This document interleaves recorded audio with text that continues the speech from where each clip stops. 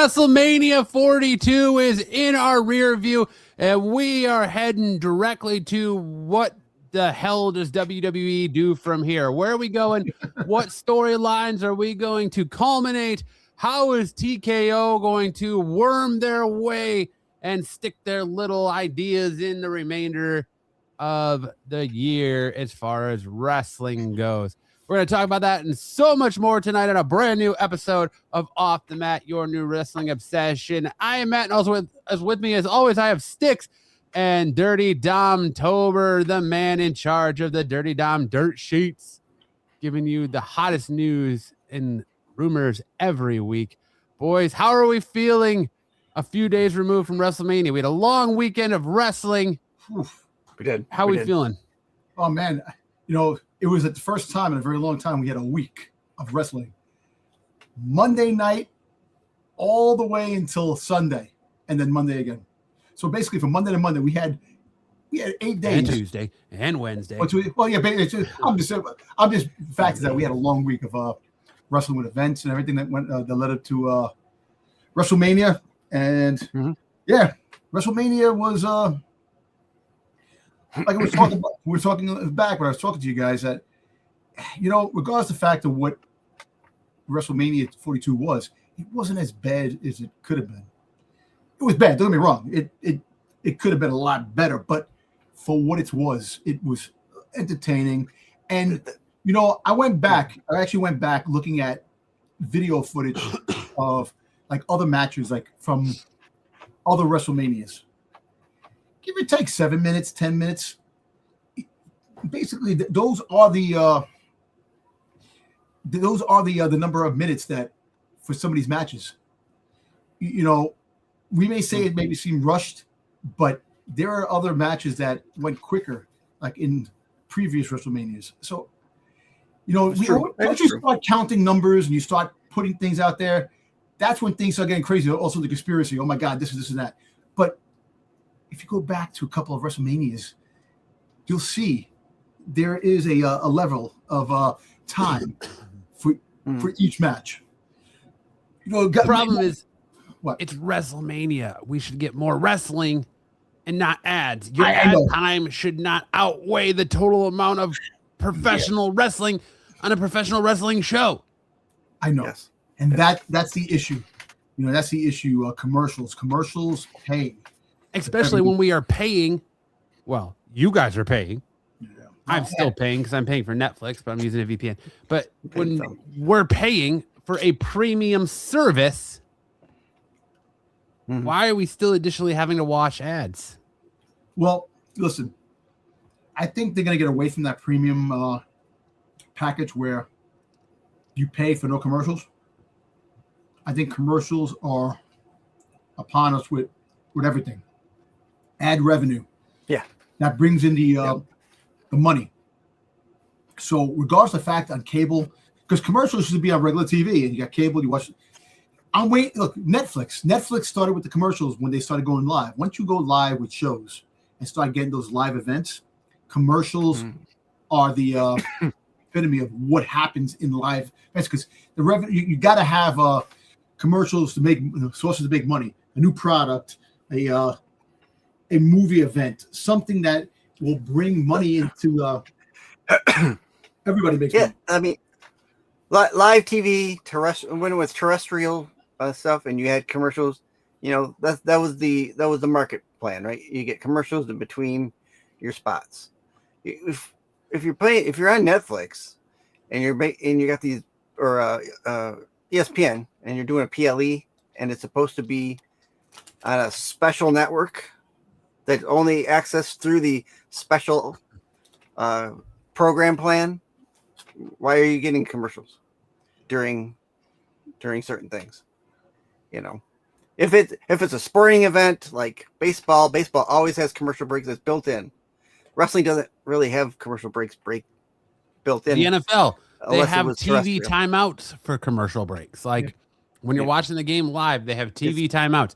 We shouldn't have commercial breaks for professional wrestling. There's no timeout. It's not like they stop the match. Exactly. And they sit on the side like this. You know, Yeah. What's going on, man? What's this commercial ad? Let me take a breather and make sure I rehydrate and take a couple drinks of this Prime from this Prime cart over here while we're on commercial break. Yeah, like. Hey, listen, you got to thank God there's no commercials for movies right now. Well, yeah, you get like 30 minutes of ads before the movie even starts. I know, but as the movie goes on, all the commercials, and then they play the trailers, and the movie starts an hour later. No, I'm talking about movies watching TV. When you watch a Netflix movie, commercial break, watch the movie. Well, yeah, you do. It depends on what tier. Plan. Yeah. If you only pay like $8.99 and have the ad tier, you have ads during movies.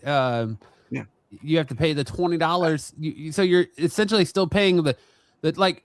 For me to use a VPN, I had to up my Netflix. Luckily, I dropped it back down and gated the system. But you had to pay for the ad tier on Netflix, or no ad tier. So you had to pay $20 for Netflix to be able to use a VPN, and you still had ads. So I'm essentially paying for the no ad tier and still having to have ads, just like ESPN. I have YouTube TV. I already technically pay for ESPN, and now they want me to pay another $30 for the ESPN app. Not going to do it. You can lick my nuts. If you get enough people not doing that, then they're forced to less a hand. But you see, these corporations, look, do you see how much money they made? Like, I don't know if it's a false advertisement for what they did for both WrestleMania nights there in Vegas, but it's surpassed last year.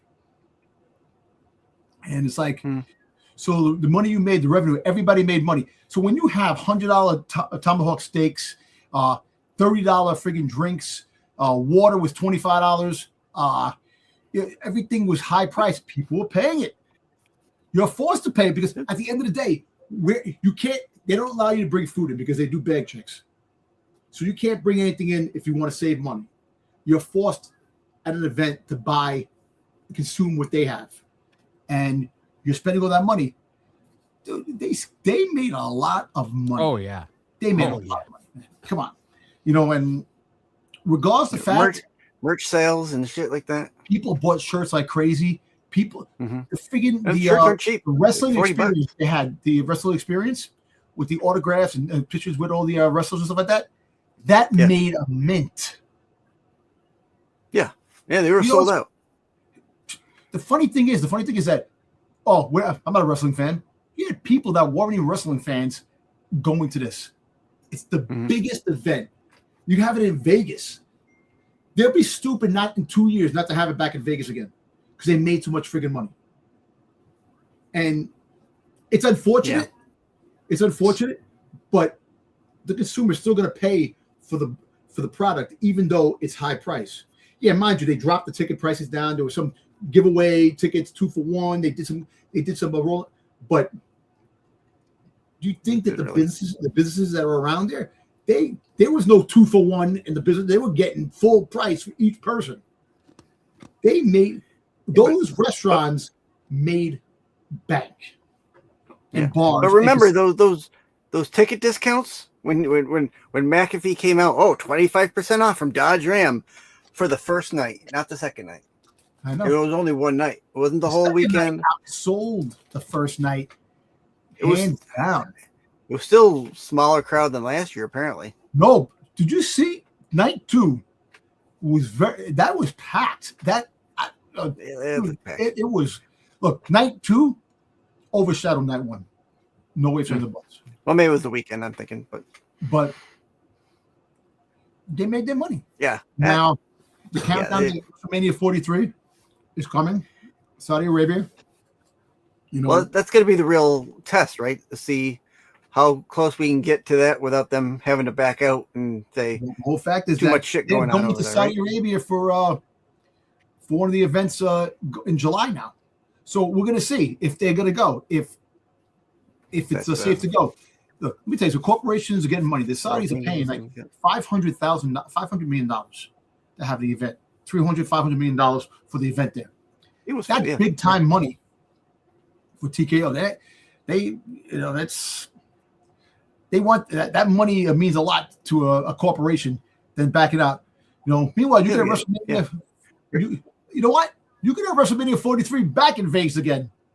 and it'd actually be smarter for them to do it. Safer and smarter.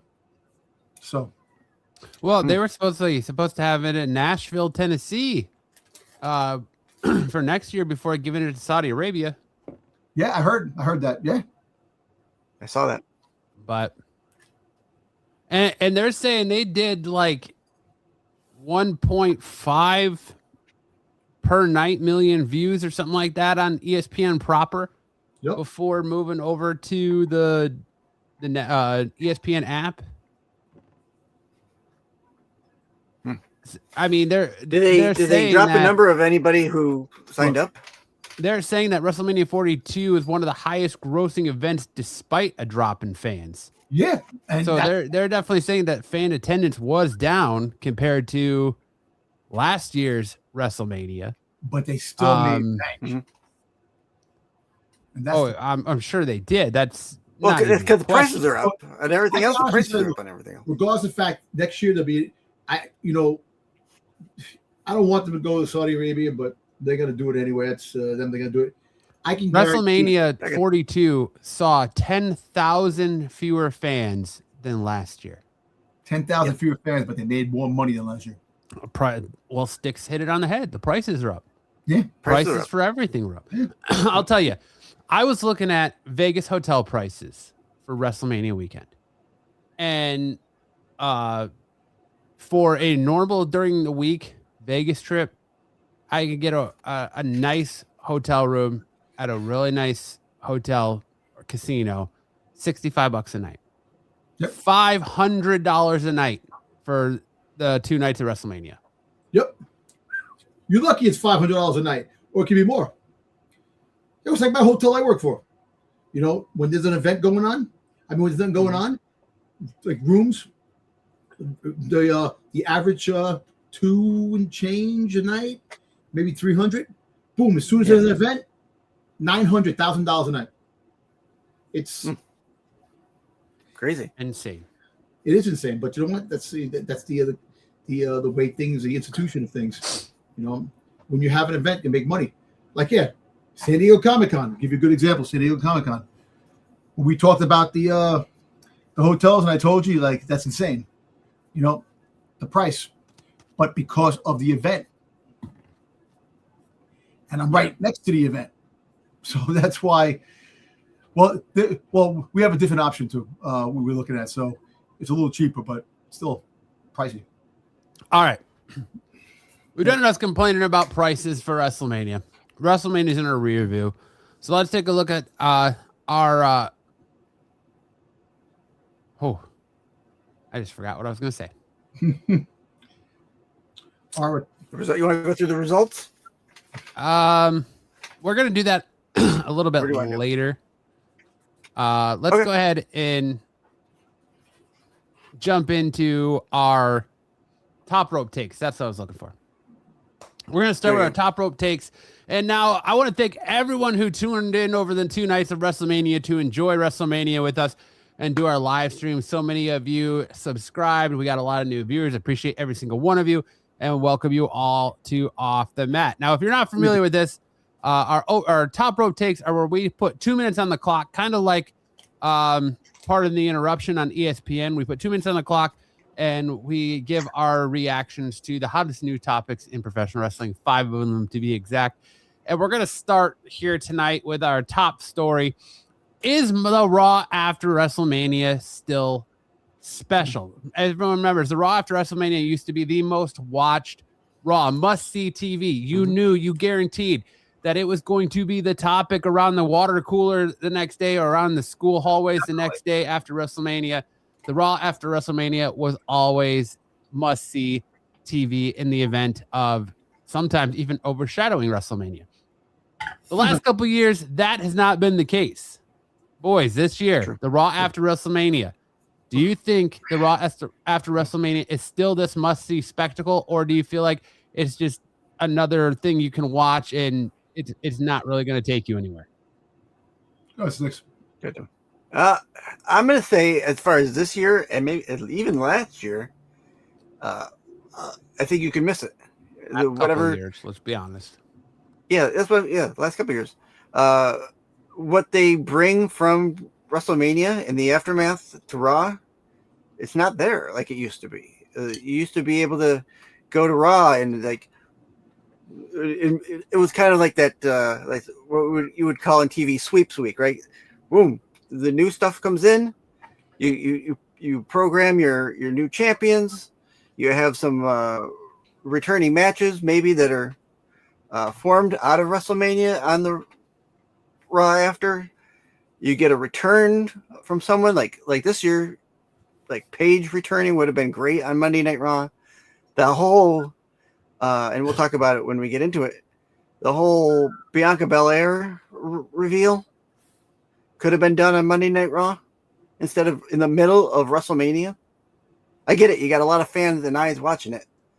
But, I mean, that's not, didn't really consider that a WrestleMania moment per se. You know, it was a great moment, I guess, but not WrestleMania moment. So that's my take. Yeah, I don't think it's been, but it should be. The Raw after WrestleMania used to be chaotic. It was, you had to see it. Like, there was crazy stuff. You never knew who was debuting. You never knew what new feuds were going to set up. We're setting the rest of the year up after that WrestleMania, because at WrestleMania was the culmination of storylines. Now the Raw after WrestleMania, you do that to set up storylines. They still did a little bit of that, but there wasn't any real chaoticness. It was pretty much just a normal everyday Raw, except you saw a couple of new faces and you had a couple of NXT call-ups. There was nothing here that was like overly exciting that really felt like, oh my God, I need to watch Raw week in and week out to see what's going to happen. Well, I can honestly say this year's Raw after WrestleMania was much better than last year's Raw. All I can say is in Paige, baby. Finally. Okay, that being said. Well, you're biased with Ethan Page. I'm sorry, I had to, but you know, the one thing about that I see now with Raw when it comes to like just Raw in general, when the new person comes in, people, Adam Pearce shaking the hand, well, welcome to Monday Night Raw. That shouldn't be well, welcome to Monday Night Raw. It should be a surprise. That person comes out. That's Ethan Page. Oh, he's here. Like, you need that surprise element where Raw really hits you. Like the whole thing. You're right. You hit it in the nail. You hit it in the button, Sticks. Page. The Page thing. The two surprises they should have did in WrestleMania. Paige should have been a surprise, and Finn Balor should have been a surprise with the demon coming out as a demon. Yep. That would have been big pops. You would have had that been talking about like holy shit type of a moment that happening. They're playing it safe. The mystique of the surprises aren't there like they used to be. But I can tell you this: I see things going in the right direction. And you know what? It looks like we're going to get Punk versus Cody. We're going to get that. Then that's going to be a year-round thing headed towards that, which I like that build-up. And then Jacob Fatu coming out and going for the championship, which kind of surprised. I'm surprised that Jacob Fatu is no longer part of SmackDown. It's coming to Raw, you know, and now he's going to face Roman, you know, which is kind of cool. But I still think that the Bloodline is reuniting. Matt told me no, but you got the Bloodline there, you know. But I still think that Jay is going to betray Roman because there's a lot of speculation that might happen down the road. But give or take, this Raw after WrestleMania was pretty good. You know, you got to see Soruka come in, you know, versus Liv, which was great. You know, not only she's a specimen, she's good in the mic too as well. So you got that. You're gonna have something special with her. Hopefully, she's okay after the chaotic fall that she hit her head in the table in NXT against Zarya. But I made the comment to you in the chat. Yeah. Debut on Raw one night, concussion protocol the next. So, yeah, I think we're headed for something good. Like I said, you know, the right direction. Look like Raw is picking up. There's a lot of, you know, Joe Hendry, you know, so I could see Raw getting a little push along the way. And like later on, we'll get to the rumor mills, but with the SmackDown, they're saying that SmackDown might become more of the newer roster of for wrestlers that when they come up, they go on SmackDown, and you have Raw more of the veterans and stuff like that getting together. So we might see it for a change, but like I said, I gave a solid, minus 7 plus on a scale 1 to 10 with Raw. So it could have had some more elements, like like Matt said, the surprise, the mystique, and things like that. But for all, it was a solid show. Raw After Mania is supposed to be a spectacle. It should be all hands on deck. We didn't even, fresh off her Intercontinental Championship win at WrestleMania, we didn't even have a Becky Lynch. Could you imagine how much of more of a surprise it would have been if what we said happened last week, that AJ Lee was still champion and she was standing in the ring and Paige came back and challenged her for the Intercontinental Championship and won it? Or Sol Ruka, for that matter. We had a Sol Ruka appearance, but she came out and kind of had an impromptu match with Liv Morgan. Becky Lynch to even bother showing up on the show. You have Joe Hendry, who's supposedly a call-up, but he wasn't even worthy about calling up on Raw after WrestleMania. No, we're going to wait till next week, and he's going to appear in a Joe Hendry rock concert. Yep. Raw After Mania should be crazy. It should be insane. You have such an international crowd, especially when next year you're not going to get that going to Saudi. I don't care what Nick Khan and TKO board says. It's not going to be that in Saudi Arabia. So why wouldn't you? And that's even given if the Raw After Mania is even going to be in Saudi Arabia. Are they going to come back to the States and do the Raw After Mania here in the States? What's that going to look like? We won't know until we get closer. Interesting enough, they're talking about doing WrestleMania next year at the end of March instead of the middle of April. So, because they want to do it at the end of Riyadh season or whatever. So we'll see. But I just think the Raw After Mania, the spectacle's gone. They have to do something to get it back.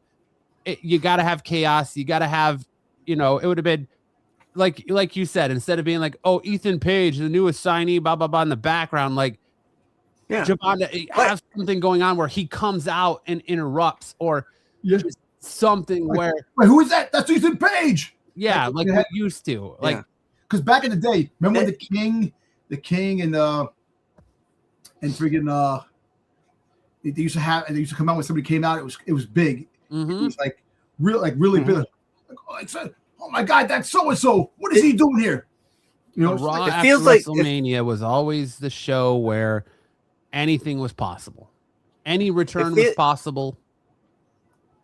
It kind of feels like TKO doesn't want surprises. They want to tell everybody everything.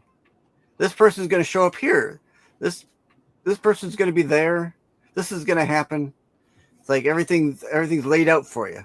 You're not going to spend your hard. You're not going to get a surprise.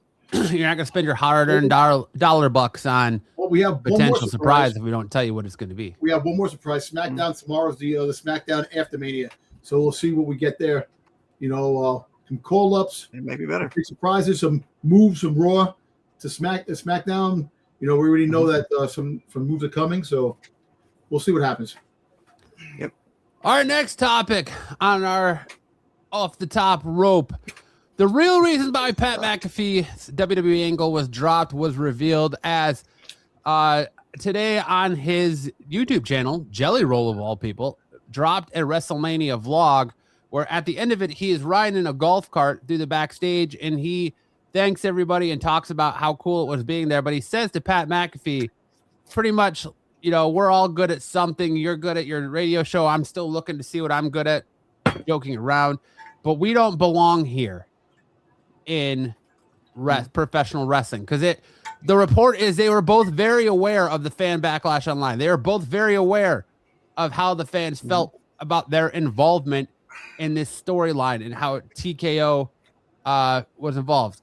2 minutes on the clock. Boys, do you buy that reason as to why we got the crazy finish we did at Mania? Because the whole speculation is that Pat took that elbow from Jelly Roll in the back and said, I'm out. I'm done. This isn't going to work. So they scrapped the backlash match. That's why when he came back out, we got the word of the match is scrapped. And so they had that chaotic finish where you had Randy RKO Pat and the low blow and then Randy RKOing and punting Cody at the end. This match was worked when we went into the match, it should have been Cody's the face, Randy's the heel. But You the know, match was worked like Cody was the heel, Randy was the face, because Randy's selling this back injury back that and forth. nobody even heard about the entire time. And usually selling an injury, that's a face move. yeah. So we had Randy go face to heel, face to heel, face to heel, at least 5 times in this match. True. I think they both did. You know, 2 minutes on the clock. Are you guys buying this as the reason why TKO scrapped everything? Do you think Pat McAfee said nah and Jelly Roll said nah, we're not doing it? So they scrapped it all, and that's why we got the wild finish so they could reset and move forward at Backlash with original heel Randy Orton. well, I'll tell you this. I can give you this. It sucked from the get-go, and the fans knew it. The backlash was there automatically when this was happening at the moment, and it was real. It was real time that things were happening, and it kind of sucks because I like Pat McAfee. You know, he's a great commentator. I like Jelly Roll, great artist singing this and that. You know, I know it's sports entertainment, but it's when you start putting too many pieces from different things. Oh, I want to be a wrestler. For heaven's sake, you got freaking Johnny Sins from fucking Pornhub that wants to become a wrestler now all of a sudden. You know, it's got to stop to a certain point. I don't know what that guy is. Logan Paul, you know, he's fantastic. He's better than some of the wrestlers back there. I Show Speed all of a sudden now becoming, doing his thing. You know, give or take, these guys take years and years and years of training and preparing themselves for this. You can't have someone like Jelly Roll because he lost 200 pounds, this and that all of a sudden he can become a wrestler. You know, back in the day, they used to be involved. Pete Rose got tombstoned by by Kane. You know, it's interfering like that. Nothing big, nothing like jumping, like becoming a wrestler themselves. They were there. Situation happened. Morton Downey Jr. had the cigarette. Freaking goddamn, what's his face up? Yeah, exactly.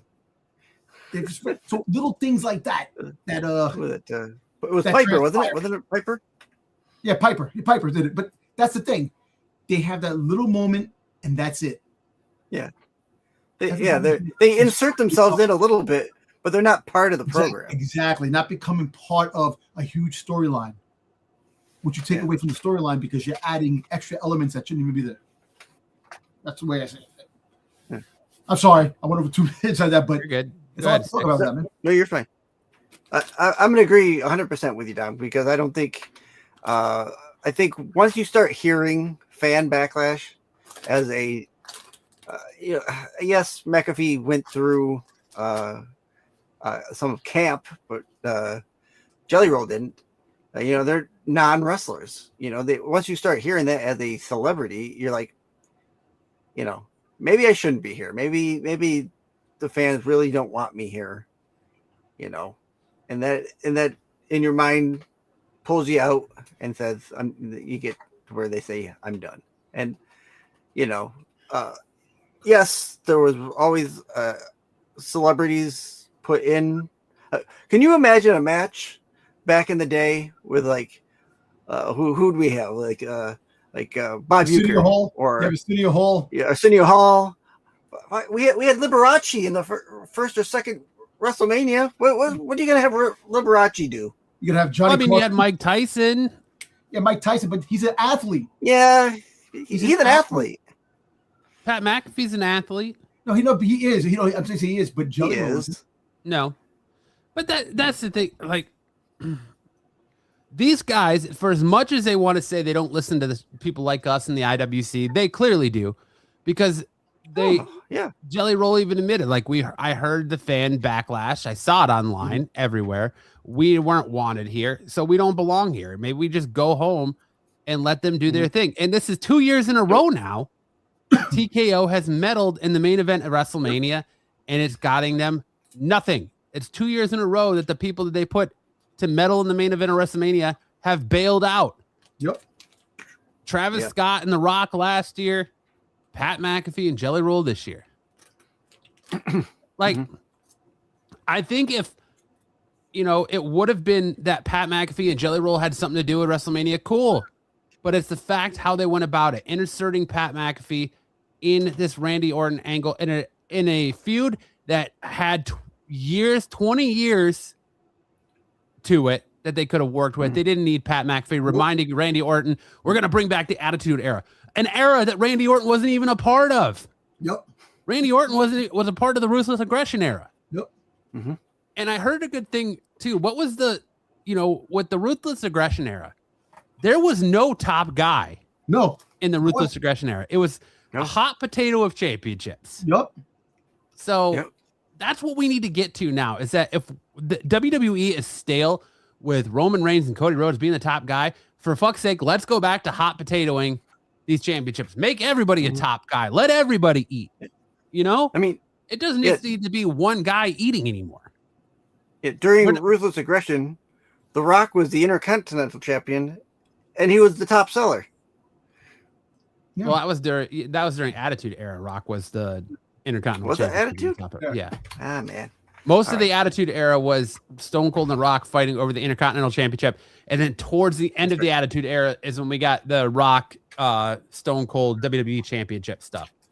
But no, the Ruthless Aggression Era. Ruthless Aggression was like John Cena, United States Championship, transferring to WWE Championship. And that was the United States Championship. That title was a lot more prestigious, and people wanted that. The tag team champions were more prestigious. Yeah, so the main title kind of took a back seat, and there was hot potato there because all the guys were top guys at that point. Like, everybody worked, and that's how they need to get back to is that's right. Everybody should work. There should be no, Javon Evans, he's not, his ceiling is this, or Obafemi, we're going to keep Obafemi off TV because we want to make him look strong, and when he wrestles, it needs to have. Now they took about having Obafemi off TV because there's no storyline, but that's BS. See, this is the thing. They're just you can have these guys. There's a storyline out there. You take them off TV, and for what? To come back. Look what you did to Rusev. There was no storyline, and now you got him back at the Intercontinental Championship page.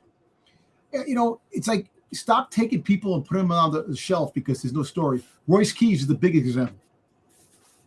Yep. Royce Keys should definitely be wrestling every freaking chance he gets. He's a big dude, and he definitely has the tools to do what he can do. And I'm tired of them keeping. There's no story. You can make a story. Stop the shit. Mm-hmm. Stop it. Plain and simple. There's just too many guys in the back doing nothing. And that's got to stop. That's got to stop. And you got to start, creating things. The mindset of back in the day, the Attitude Era, the Ruthless Aggression Era, there were so many creative minds that were going in different directions, and it made it work. Right now, there's nothing working. Come on. You got the Damian Priest and R-Truth tag team champions. They should have been championship match in WrestleMania.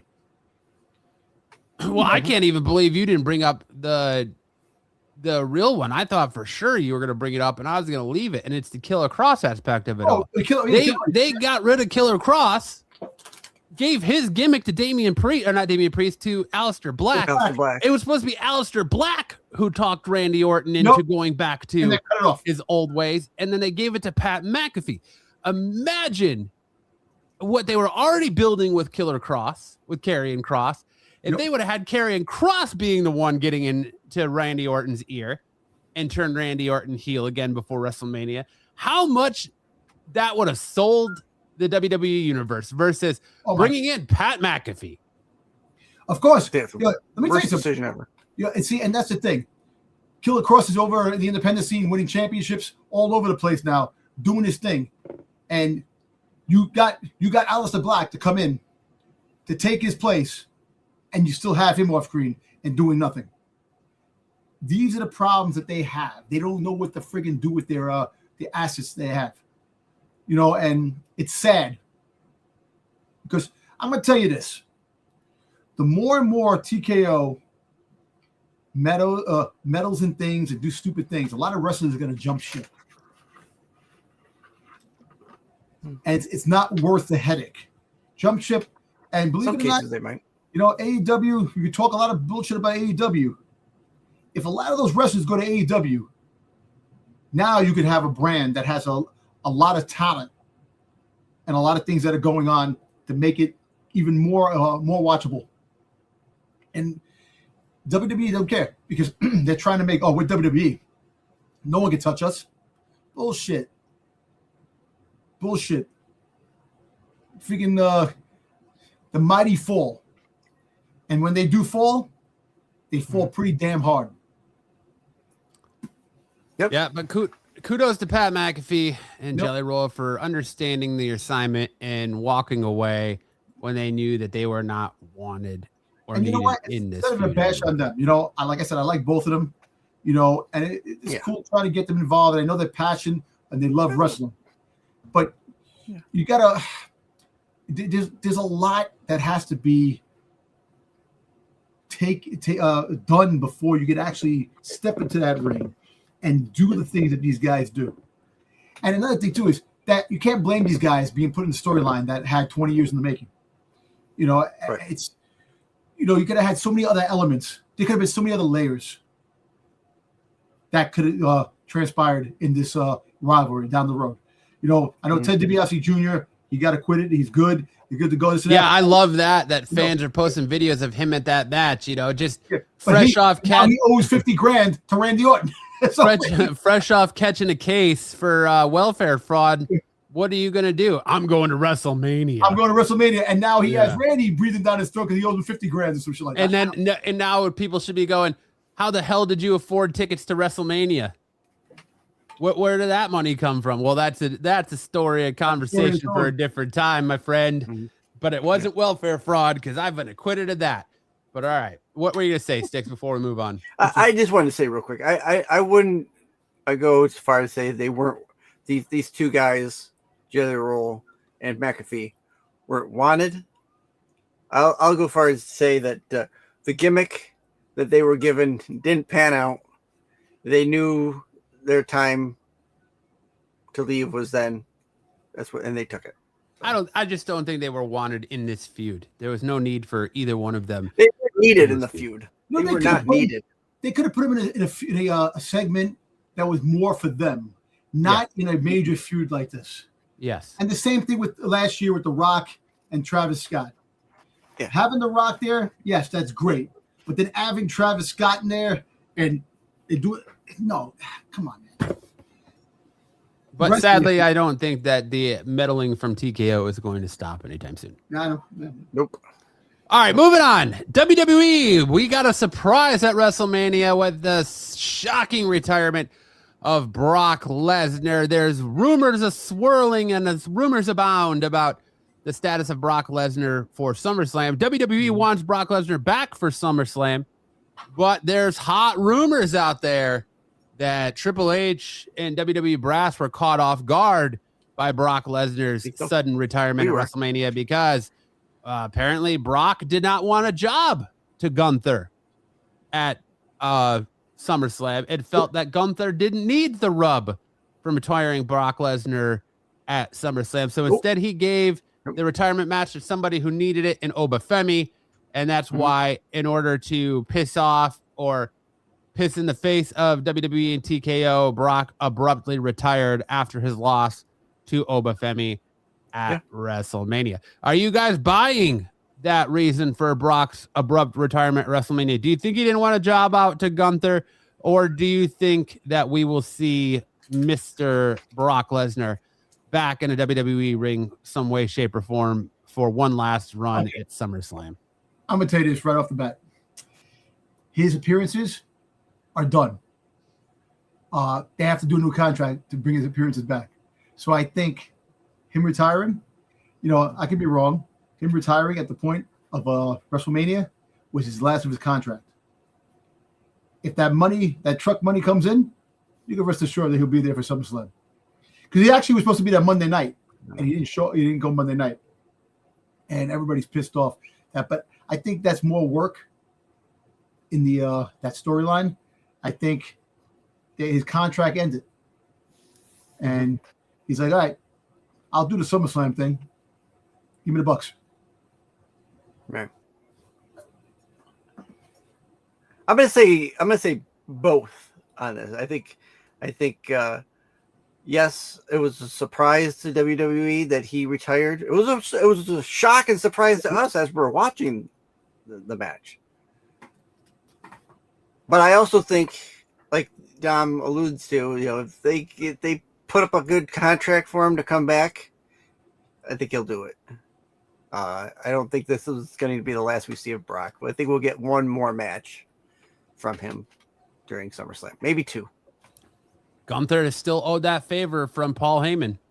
Essentially, if you don't have the Paul Heyman somehow coercing Brock Lesnar to come back and give one more retirement match at SummerSlam and allow Gunther to retire him, you are essentially, Brock went into business for himself, so they say in the wrestling business, and essentially killed Gunther's gimmick. Not only did he retire and put over Obafemi, he essentially killed Gunther's career killer gimmick because Rey Mysterio already doesn't want to be retired by Gunther. Nope. And so that fell apart. And now you got Brock Lesnar, essentially, if you believe the dirt sheets or the rumors going around, going in business for himself and abruptly retiring. So he doesn't have to lose to Gunther. Nope. I don't think anybody wants to lose to Gunther. I think the career killer gimmick is dead.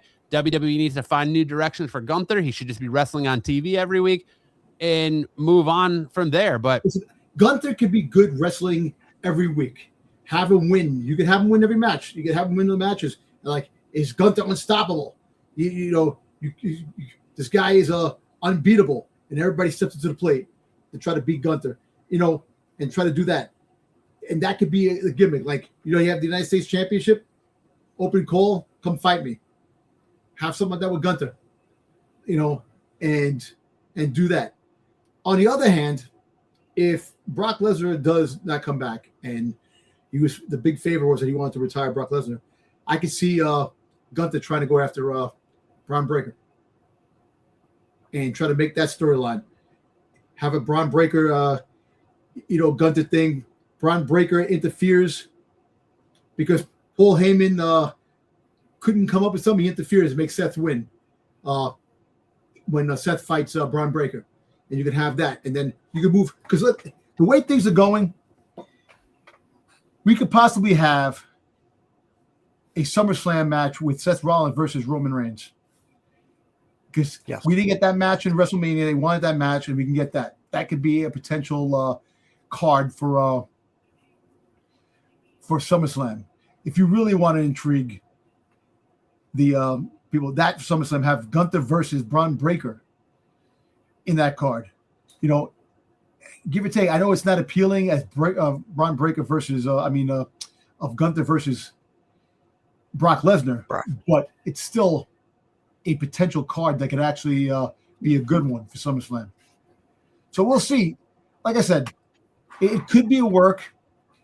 I don't think so, because everything we were watching, from Seth Rollins being on football shows and people getting into arguments and fighting, and Cameron with with Jey Uso, he's talking shit about the tribal chief. They had a thing that he was talking about they're definitely doing what we've been talking about and incorporating more real world activities into the storyline. Mm-hmm. Like you said today, Seth Rollins walking off Good Morning Football, all that stuff over many weekend. But I think ultimately the way that Paul Heyman reacted, the way the announce team reacted, the way that Michael Cole was very careful with his wording when it happened, how WWE monetizes the shit out of everything to the point, that they didn't have any sort of video package ready for Brock. They didn't have any sort of retirement merchandise ready for Brock. And the way everything was treated, I think it was very abrupt. Nobody really knew that was going to happen. Mm-hmm. I believe, and I feel like this is very on brand for Brock Lesnar, that he very much could have said, no, fuck you. I'm not jobbing out to him.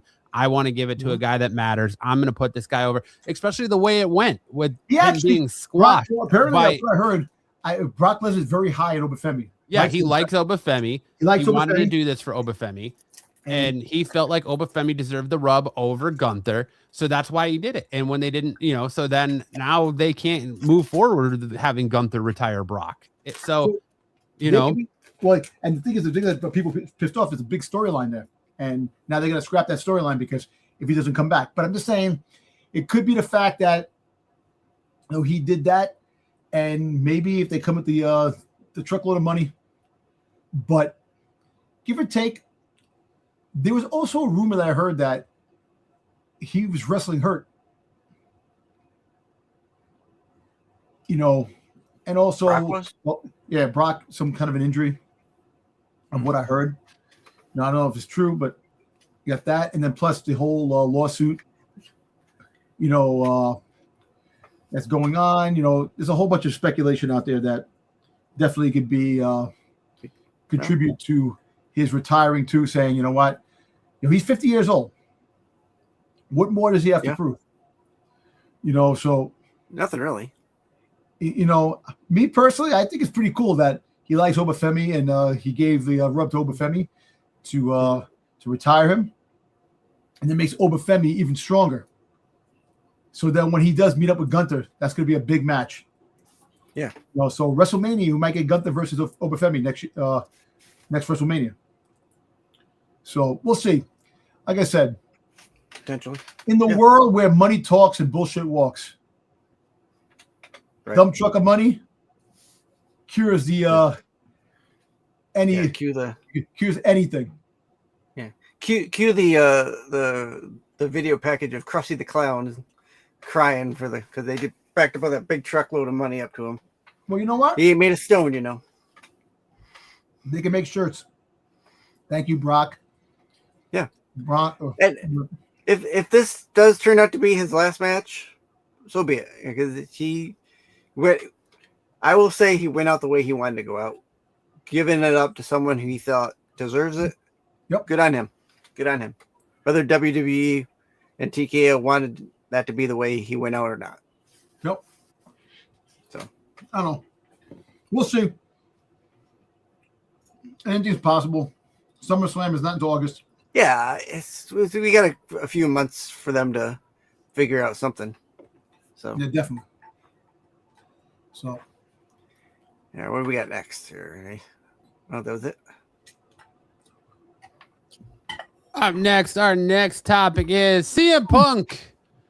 Listen, with WWE being in Vegas, there's a lot of speculation running rampant online in the IWC and the dirt sheets right now that because of the ticket prices for the event, the astronomical asking prices for the WWE World stuff, the astronomical ticket prices for autographs from wrestlers, that and the lack of security, that fans were a little bit more aggressive when it became to the wrestlers and a little bit more aggressive when it came to personal space. You have Drew McIntyre talking about being followed around. You have Randy Orton, where there's images of Randy Orton being followed through the casino by a slew of fans.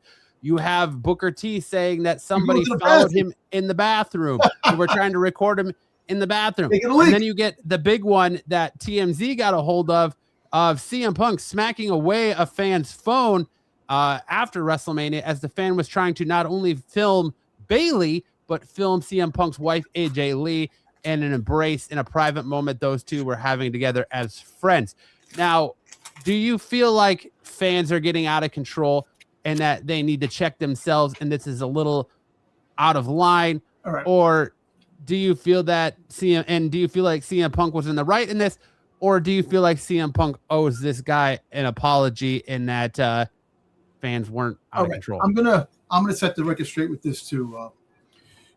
Last year we had the Rhea Ripley thing with the fans like overpowered her, and she was she was upset with that.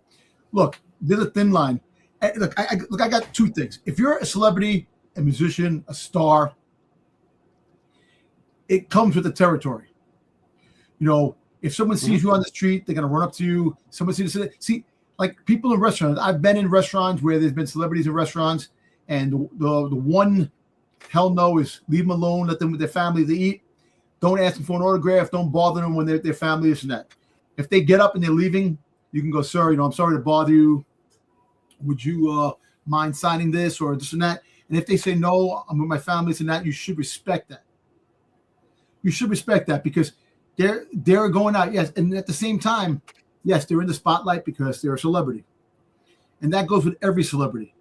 There are some things that some people can be a pain. If you're talking to somebody shoves a camera in your face, then I can say, you know what the hell are you doing?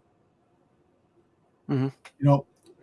But some fans are aggressive, like the fan that freaking that groped Cora Jade. Yeah, Cora Jade. Stuff like that shouldn't be tolerated. Which, to be fair, we only have one side of. We only have her turning the camera on, calling him a sick pervert, and he said he didn't do it. I'm gonna believe her. But you know what? But there are two sides to every story. The way he looks, I believe he did it. Oh, I'm sure. I'm sorry. Because someone like that, but give or take. He definitely looks like the kind of gentleman that might partake in his own brand, if you know what I mean. Give or Fucking take. Gooner. I know CM Punk is a hothead, when he goes to things, and I know he's protective of his wife, and I understand that. But if the guy was taking just video of them hugging, or doing something, that's one thing. But if the guy was if he was saying something rude, obnoxious, or just being creepy, then give or take, but they're not. But in Pepsi Phil's defense, Bailey pushed the guy's phone away. Bailey asked the guy to leave, and they didn't. And so now you got a man who is becoming protective of his wife, doing what a man should do, standing up, protecting his wife by asking the guy by pushing the guy's phone and asking him to leave. It's not that big a deal. It's not like he punched the guy. It's not like he choked the guy out. He pushed his phone away, and the guy went to TMZ and now is saying, I'm not going to press charges against him. I just want an apology. And when the whole video came out, he looks like the jackass, not Punk, because you see Bailey push his phone away and ask him to go away. That they're asking you in a private moment to go away. I get what you're saying, where if they're out on the street, yes, I will never bother a celebrity who is eating or with their family. But if you pass them on the street, hey, aren't you so-and-so? Can I get a picture real quick? Or aren't you so-and-so? Can I get an autograph real quick? Don't follow these guys to airports. Oh. Don't wait in airports. Don't wait in hotel lobbies. Don't follow them in the pisser, for God's sakes. Well, didn't Damian Priest have said something about he dealt with them before? Yeah, he dealt with the same guy apparently before. So this guy was an asshole. So basically, this guy was an asshole, and he was asked before, and he didn't listen. So you know what, CM Punk, you don't need to say an apology. He's an asshole, guy.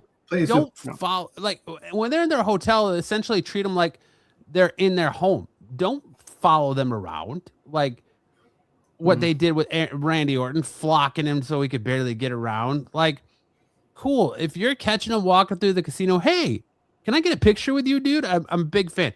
And then go about your business. Don't whip out your fucking 30 pop figures to get autographed and all that bullshit. Bro, like, can you sign something for me? Sure, I got a picture though. You bring over the whole big box. Yeah, like, come on, man. Just have some respect. And, exactly. And to the Gooners out there, there's 3 really good looking wrestling fans right here, but there are some atrocious wrestling fans that don't understand what hygiene is and look like they've never seen a naked woman in their lives outside of their mother the day they were born or a TV. I understand a lot of these women are amazing looking.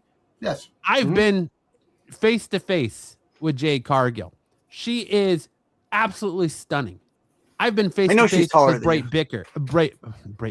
Brooke Breaker. Absolutely stunning. Don't go grabbing their ass. Don't go groping them. Don't be a sweaty nerd getting in their personal space. As someone who was a bigger guy at one point, I know what it meant to be sweaty. And I knew when I was sweating and stinky to say, stay my distance. I don't want to smell me. They don't want to smell me.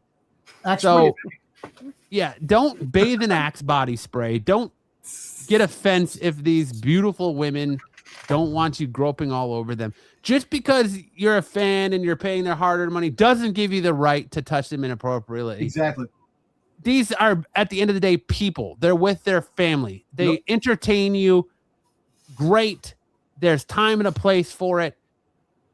Understand that. Respect their boundaries. That's all I'm saying. And that's just a word of advice for not only the IWC, because we kind of float between two realms, which a lot of comic and wrestling fans do float between the same realms, between comic book conventions and wrestling conventions. Same rules apply at both places.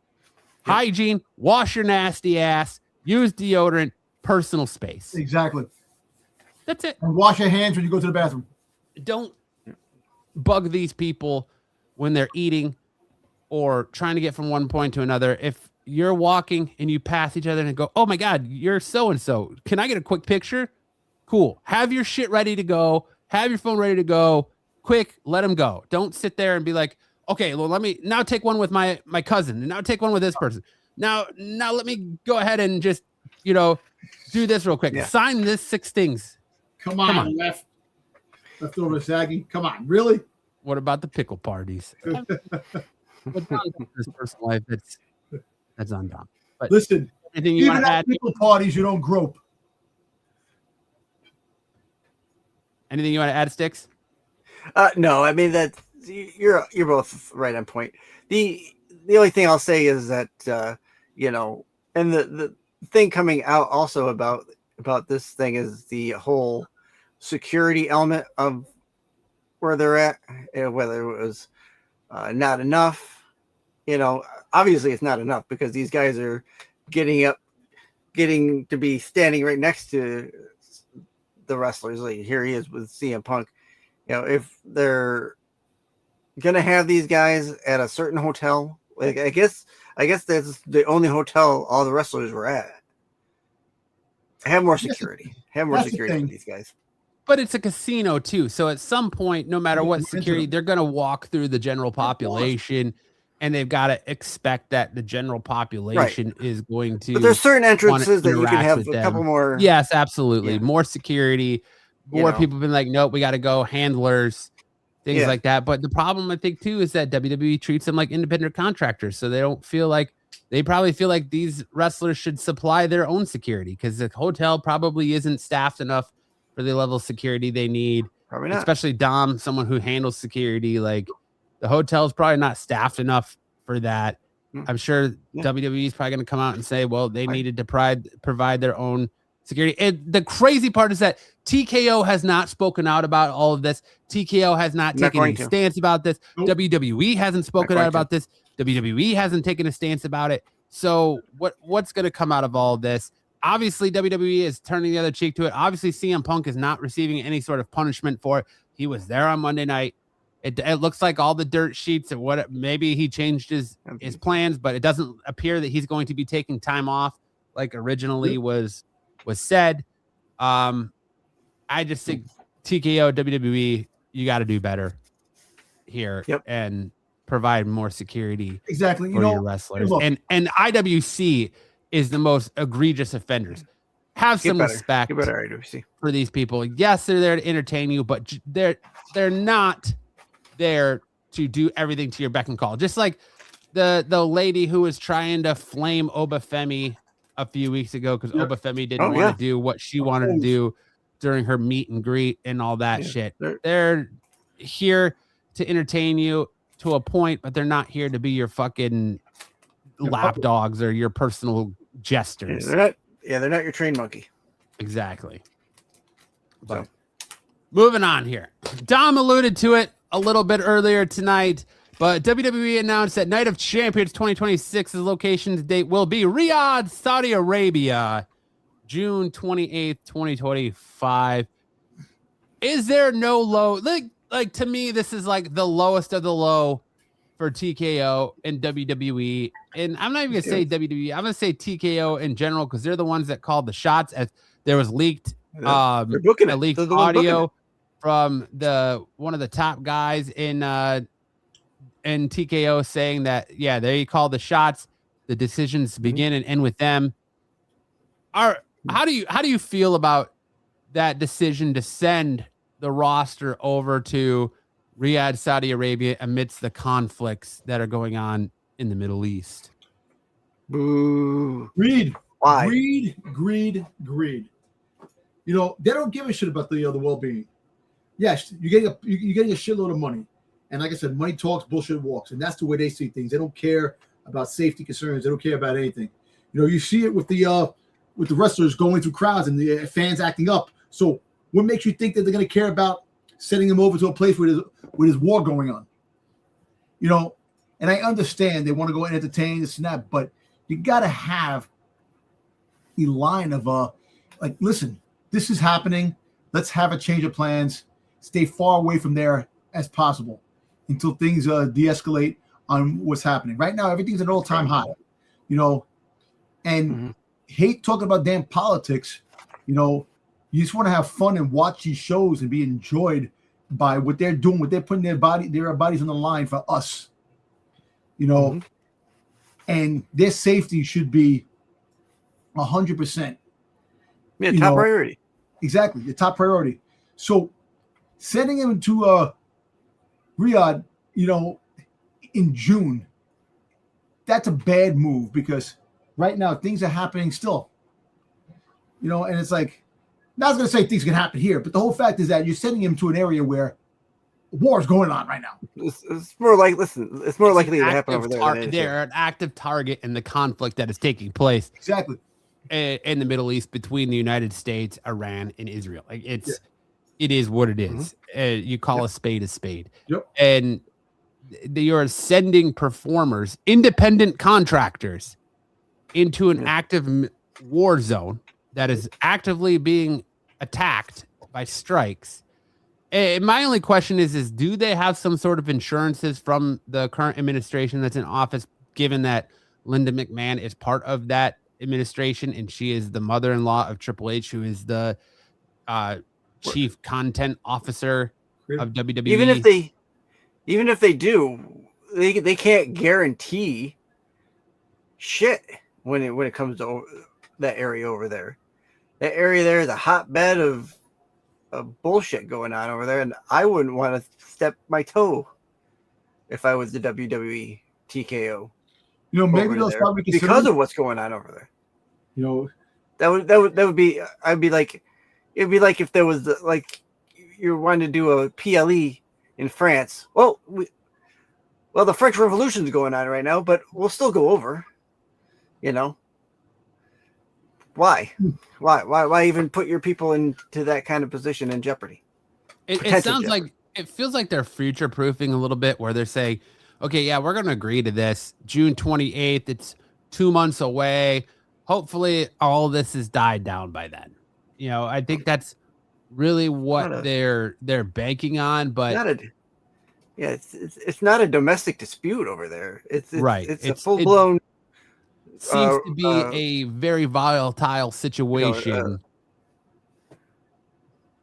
Not a race war, but it's a church thing. It's a religious war. Yeah. Religious war over there. It's not. It hasn't gone away in 1,000 years. It's not going to go away in 2 months. Yep. And look, this is the thing. Any give or take, any place you go to, you know, all hands on deck, and you have to have safety precautions. You know, I know that even with sports teams that are traveling and stuff like that, you know, you want to have the highest security or the highest safety protocols when it comes to talent. You know, actors and movie stars and athletes. It's all in the same realm. You know, and I understand, and I'm not taking away from the fact that they're fans over there. You know, and I understand that they don't get stuff like this. You know, and it's unfortunate that we're in a conflict, and we've always been in conflict with the Middle East, over and over again. But they should have some kind of like, you know what? Yeah, let's play it safe, have it here. Because remember 2 years ago? Was it 2 years ago or 3 years ago when they went to Saudi Arabia and the plane was grounded? They were held there, and people say that they were held there, and they couldn't leave, and it was like a whole big debacle like a couple years ago. I think it was more than a couple years ago. Well, it was Well, it was wherever it was. There was a situation when they were there, and there was no war going on there. But the whole fact is that things do happen. But like I said, why would you want to put them in harm's way? You know, knowing that there's a conflict going on. You know, the safe bet is here. Like I said, not to say that anything can happen here. You know, we have things that happen all the time here, but right, give it to a place that actually is neutral and it's a safer area for the performers to do their job and make us happy and entertain us. Yeah. Now, like I said, I understand the kids over there in Riyadh and Saudi Arabia. You know, they love this stuff, but you gotta blame the leadership, the leaders, man, of their country, man, the leaders of this country. You gotta blame both because there's just so much going on. They should play it safe and say scrap it and locate it someplace else. They could say, you know, until they're blue in the face, oh, well, we're going to continue it. We're going to continue it. We're going to continue it. I secretly think that they're hoping that for some way, shape, or form, the U.S. government steps in and says, no, we can't. So they can go, oh, you know, sorry, we'll reschedule. So Saudi Arabia can't be like, we want our money back, because they don't want to give that money back. But either way, this isn't a place for politics. It's just the nature, the beast, and the temperature of the current situation.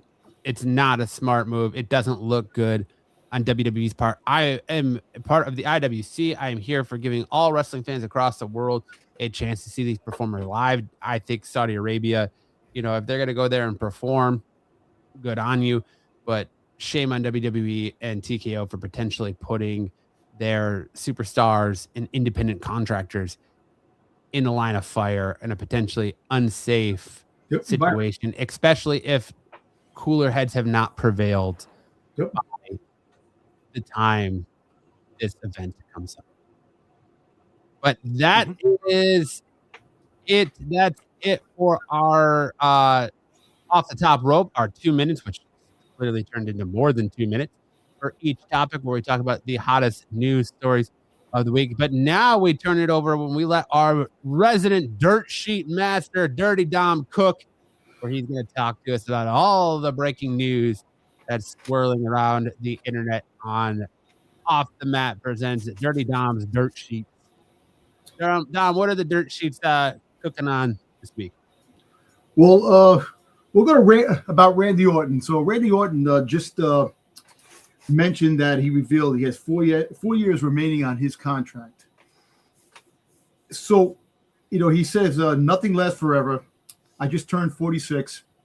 I do have 4 years left of my contract, and maybe when it's over, I'll get the Undertaker schedule and pop around for WrestleMania every year, and then ride until the wheels fall off, literally. So, I guess 50 years old is the limit, you know, for a lot of the wrestlers, because your body can only handle so much. You know, you're bad and abused in 30s, you're destroyed in your 40s, and then by the time you're 50. You're lucky you can walk and friggin' and do things. So Randy Orton retiring, well, somewhat retiring after his contract is up, or having a reduced schedule that he pops up for like special events here and there. What do you guys think? You guys think that Randy's going to go off into the sunset, you know, after his 4 years? Sure. I think so. Why not? I mean, 4 years, that's a good timeline. Once you get to where he's at now, and if he's by that time, he'll have at least maybe 2 more championships on his belt, right? So I think it's all going to depend on how many more injuries he acquires down the road.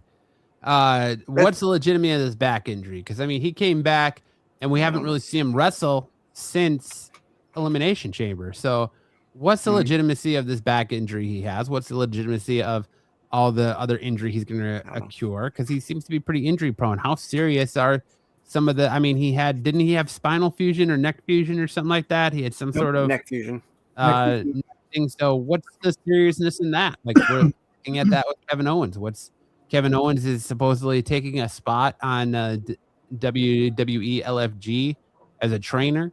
for that next season while he's rehabbing his neck. I think it just really depends on the situation as far as his injury goes, his body, how well he holds up, and can he continue to do it? Right. Yeah. See, Right.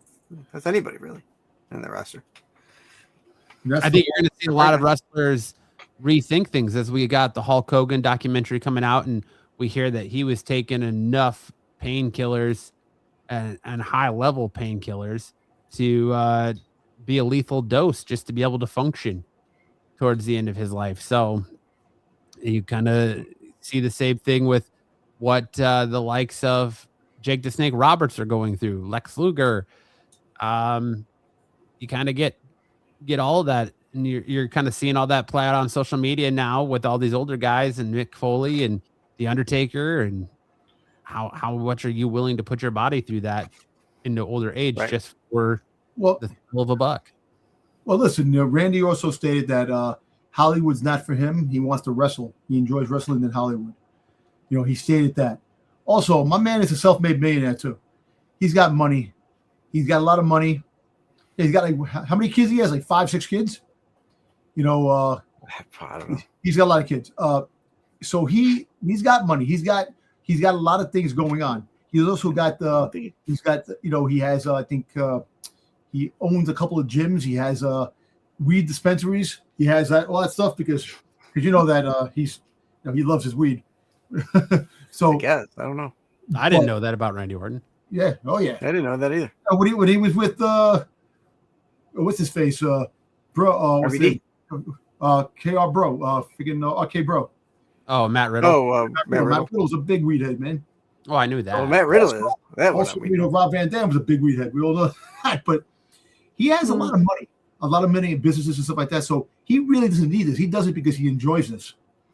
So you know what? To all the fans out there, enjoy these 4 years, and just be happy that there's 4 more years left in his contract, and just enjoy the moments. Hopefully Randy will be champion again. I'm sure down the road, and we'll see what happens. I think a lot of that too, because if you listen to Paige was on Stephanie McMahon's podcast today, and she kind of said the same thing. She said, this next contract these next couple of years on this deal are probably going to be my last. This is going to be my last run. But I think a lot of them look at it as like, how is my body going to feel in 4 years? I'm coming back, in Paige's case, just coming back from a serious neck injury that took her career away from her for so many years in the first place. Like, and all of her personal troubles that she was in, and her addiction problems that she was in, and like, where am I going to be? What's my body going to be like in 4 years? So I think it's easy to say right now, yeah, this is probably my last run. Like Becky Lynch too. She even said, this is my last contract. And then she kind of walked those back and was like, well, it could potentially be my last contract depending on how if the fans want me here, how I feel. Do I want a second kid? Just basic everyday life things. And so I think that's kind of the same thing with Randy. Is 4 years is a good timeline. That's what my contract is. How's my body going to feel it? Am I going to feel good in 4 years? Am I going to be beat up in 4 years? I think it's just hard it's easy to say, yeah, this is it for me right now. But you have at the moment, you got to see where you are. Right. Look at Seth Rollins. Seth Rollins, another one, said that he wants to do football. He wants to be a commentator after he's said and done. So you pick a career. And look, wrestling takes you out when it beats the shit out of you to a point where you're lucky if you're standing. You're lucky if you're able to walk. You're lucky if you have all your marbles. It's the abuse. And look, when you have these entertaining glorified stuntmen that are doing these things for you to give you enjoyment, you got to applaud them. And if the contract comes to an end and they don't want to do it anymore, you walk into the sunset. Thank you so much. Thank you for all you did, for the enjoyment that you had through the years. Now we'll see what happens with Randy, man. Randy's a popular guy. Maybe, like I said, maybe after the 4 years, you might turn around and go, you know what? I'm not done yet. And we'll see what happens. All right. How about this one? Demon Finn Balor, Demon Stephanie Vakir versus Dominic Mysterio, Liv Morgan. Anyone interested in that match? Yeah. So rumors are currently circulating online, WWE may be planning a blockbuster mixed tag match: Stephanie Fakir and the Demon Finn Balor versus Dominic Mysterio and Liv Morgan. Nothing's officially confirmed yet, but if this match happens, it could be chaos if it does happen. What does Demon Stephanie Fakir look like? Because she's got the dead, Day of the Dead. So then, at what point did she just become Thunder Rosa? Maybe that. Right. Maybe Thunder Rosa. Maybe she is. Because I mean, Thunder Rosa kind of has the same gimmick. She wears the De los Muertos, Day of the Dead makeup with the head dress and all that. So, at what point is it just feel like Thunder Rosa? I think it would kind of depend for me. What does Demon Stephanie Fakir look like? And I don't. Now that we got the Demon back, I don't want to overuse Demon Finn Balor. I want the Demon to go back to being a spectacle. Listen, the next time you bring the Demon Finn Balor back, SummerSlam. It's a long way off, months away. Yes, I don't think you bring the Demon Finn Balor back until he's challenging for the championship. I know, but if you still have one more match with Dominic Mysterio, if you do it, because like I said, Stephanie Fakir is going to wind up changing. I think she's going to wind up changing. Like I said, becoming heel down the road, or changing her personality, from what she is now. Like she brings her old gimmick back, and you never know. Like I said, it could be cool. That'd be a match I want to pay for to see if it does come to if it does happen. We'll see what happens with that. There's one more. Hold on one second. There's one more match, more thing that I saved. Let me see. Here it is.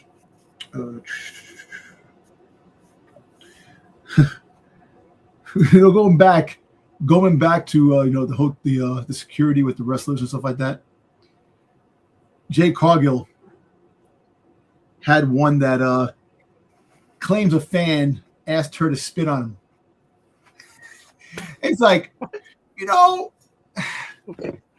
the fetishes these people have and things that people want, but it's just crazy that fans, just go over the edge. And that's the thing, to bring up the whole situation again, we're talking about, they're people too. They can get offended too. Their persona, what they play on television, is an act. To the people out there that don't understand between the reality of acting and real life, it is not okay if you want to smell their panties. It is not okay if you want someone to spit on them. Dom just elevated this craziness. Whoa. We went from spitting to sniffing panties. I went from talking about personal hygiene and showering to Dom now going to spitting on sexual fantasies and sniffing panties. I'm sorry, but some of these fans have to understand there's that thin line, and you can't go over that edge of thinking it's okay, because you see them on TV and you're a fan. We're all fans. There's not a right time to say all these things unless you're actually dating that woman, and you can do whatever you want. If you're dating her, this and that, and she wants to do that, then fine. You're a lucky guy. But as a fan, come on, man.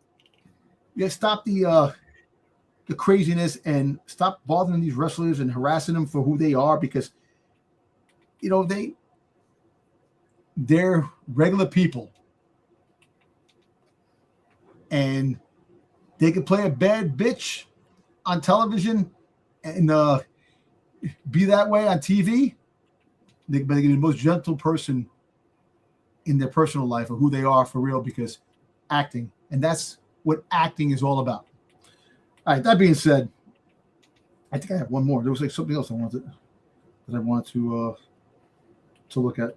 I had saved. So what's this? All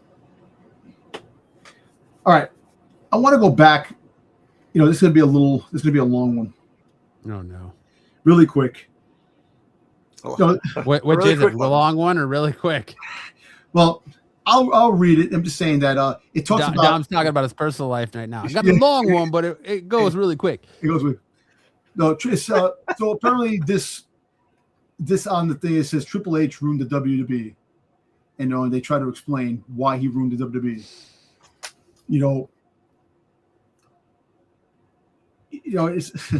It's it's pretty long. Like I said,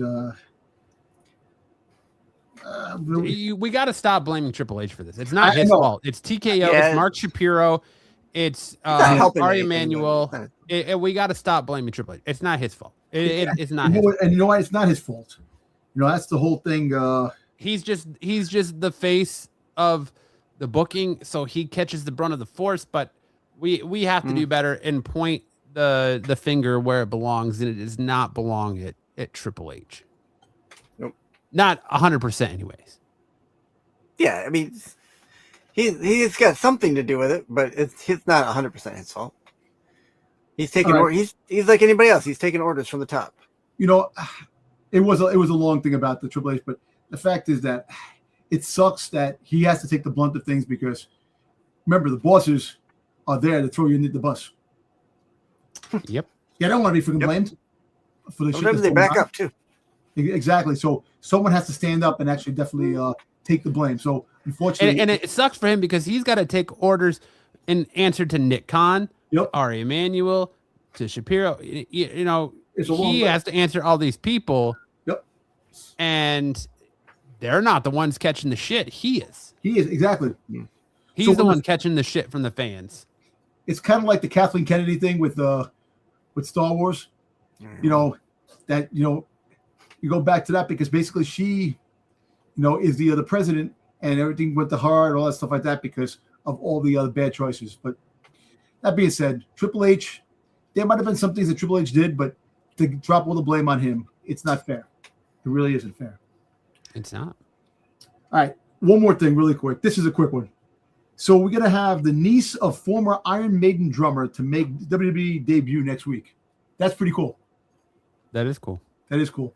So if you're an Iron Maiden fan, you're going to have a piece of rock and roll. And to come and think about it, she might have a rock and roll persona. What's the name of that guy that they have on their albums all the time? Eddie? Yeah, so it says she's dressed up as Eddie all the time. Maybe that'd be cool. Yeah, so she's going to be in the NXT. Go to NXT, and she's going to show up there. But there's. Let me see.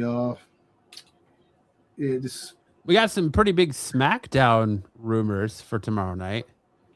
I don't know if you saw that, but according to WrestleVotes, they're saying that WWE is considering a presentation refresh for the Blue brand. Yep. However, the overall identity of the show is expected to remain intact. There's no current plans to change the theme song, stage setup, or logos. And that big call up tomorrow night is JC Jane going to debut on SmackDown, as well as potentially we saw Jacob Fatu come to Raw Monday night.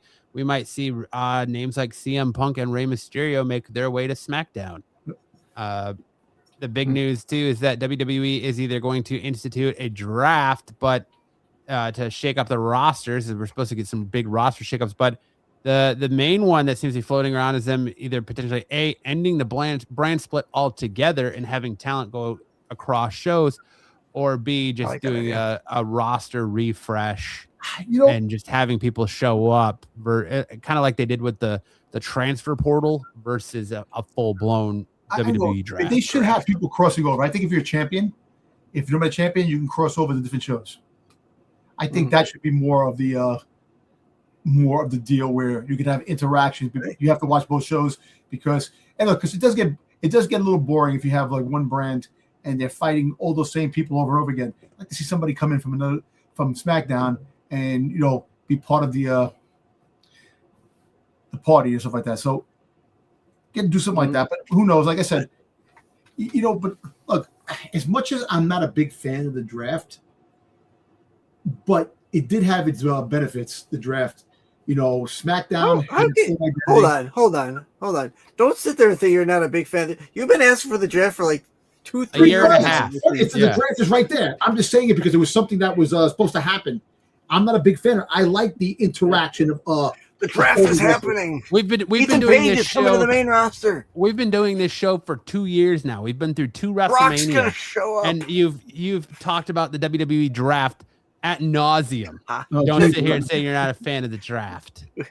We could have a QR code in the corner at one point. If Dom says the draft, you drink. the drinking game now, but that actually is pretty cool. We'll see what happens. You know, and anyway, I like the way to shake up. I'm glad that the Street Profits are back. No, I mean, there's gonna have to be something because Raw. And I really think that Ricky Saints does come up because, you've gotten on Raw. What did you have? We know we got Ethan Page. We know we got Sol Ruka. We know we're getting Joe Hendry to Raw. You got the Street Profits returning. You got who else on Raw? I think Paige is going to end up being on SmackDown. You're going to have Paige is a tag team champion now. So right, but I think she's going to be assigned to SmackDown. Okay. You got I mean, what are you going to give SmackDown? JC Jane. You got Rhea Ripley going to SmackDown. You're right. Hey, my last job, 89. You're right. When done right, it's good. But they just lost their way of doing this. I just don't understand, how they lost the way of doing the draft right. But you don't have the talent. Like, it seems like all the new talent has come to Raw. All the calls came to Raw because you had Javon Evans on Raw. Oba Femi's coming to Raw for all intents and purposes. Like, what does SmackDown get? Royce Keys? What else? Ricky Saints when he does come up, and then he's potentially Ricky Saints, potentially CM Punk, Rey Mysterio. They're getting Rhea Ripley now. JC Jane. Like, you gotta round out that SmackDown roster. I think Blake Monroe too. We're talking about Blake Monroe. I know they want to keep it down there, but I think she's going to be on the way up. It's really nothing else for her to do down there. I love to see my girl Jada Parker come up, but she's still not coming up. Jada Parker hasn't done enough. She barely gets TV time in NXT. Yeah, true. Kalani Jordan, maybe. That's the other thing too, is you got to remember that a lot of these stars are in relationships with main roster people, and WWE likes to keep these couples together. So Carmelo Hayes is on SmackDown, so that most likely means that Kiana James, when she comes, or not Kiana James, I just said her name too. Lil Vice? No. Kalani Jordan. Anyways, his wife, Kalani Jordan. When Kalani Jordan comes up, she's probably gonna go to SmackDown because that's where Carmelo Hayes is. That's why Lash Legend's on SmackDown, because that's where Trick Williams is. Yep. So I don't know. I like the roster shakeup a little bit here. I just don't know if they're going to benefit fully from a draft because it just seems like when it comes to talent and, Netflix is going to get their first pick, and USA Network and CW are just kind of getting the shit end of the stick a little bit. But well, look, you got to look at it this way. Also, it was very uncharacteristic of WWE for the many injuries that they got. Yes, injuries do happen, but it was just overabundance of injuries that came all at once. So it was kind of hard to run a show with a lot of your main talent out on injury, to try to make things happen. So now people are coming back. They're gonna start. Things are gonna start to build up, and like I said, Raw did get the bulk of the good guys from NXT, and I'm, at the end of the day, SmackDown will get the rest, and then eventually they can have their look. If they don't do the draft, the crossover back aspect is really cool. Champions should be able to cross back and forth. Like, you take somebody to challenge Becky Lynch for the Intercontinental Championship from SmackDown. So you can have different things to make some cool moves, like a chessboard. But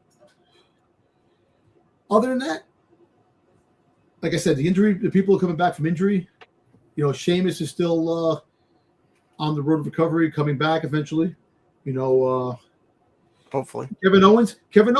They said Kevin Owens by the end of the year might be back. So I don't know. With him going to LFG, that kind of tells me he's going to be out for a while. Yeah, he's probably he's still going to recover, but he can still. We'll see. We'll definitely see with the the future holds. All right. Well, that concludes what the Dirt Sheets are talking on this week. So says King of the Dirt Sheets, our very own Dirty Dom Tober. Now we're going to do our 3 count. And the way we do the 3 count is this is how we review this week's programming, where we go through SmackDown, Raw, NXT, and usually AEW, if any ever watch us, where we give the best moment, the worst moment, and their what were they thinking. But we're going to put this on hold, and we're going to turn our attention to WrestleMania. Well, should we start with SmackDown from last week and then do WrestleMania, or should we do WrestleMania and then come back and talk SmackDown? Let's just do WrestleMania. Let's do WrestleMania and then the Raw after WrestleMania. All right, sounds good. Just do that. That works for me. Yeah.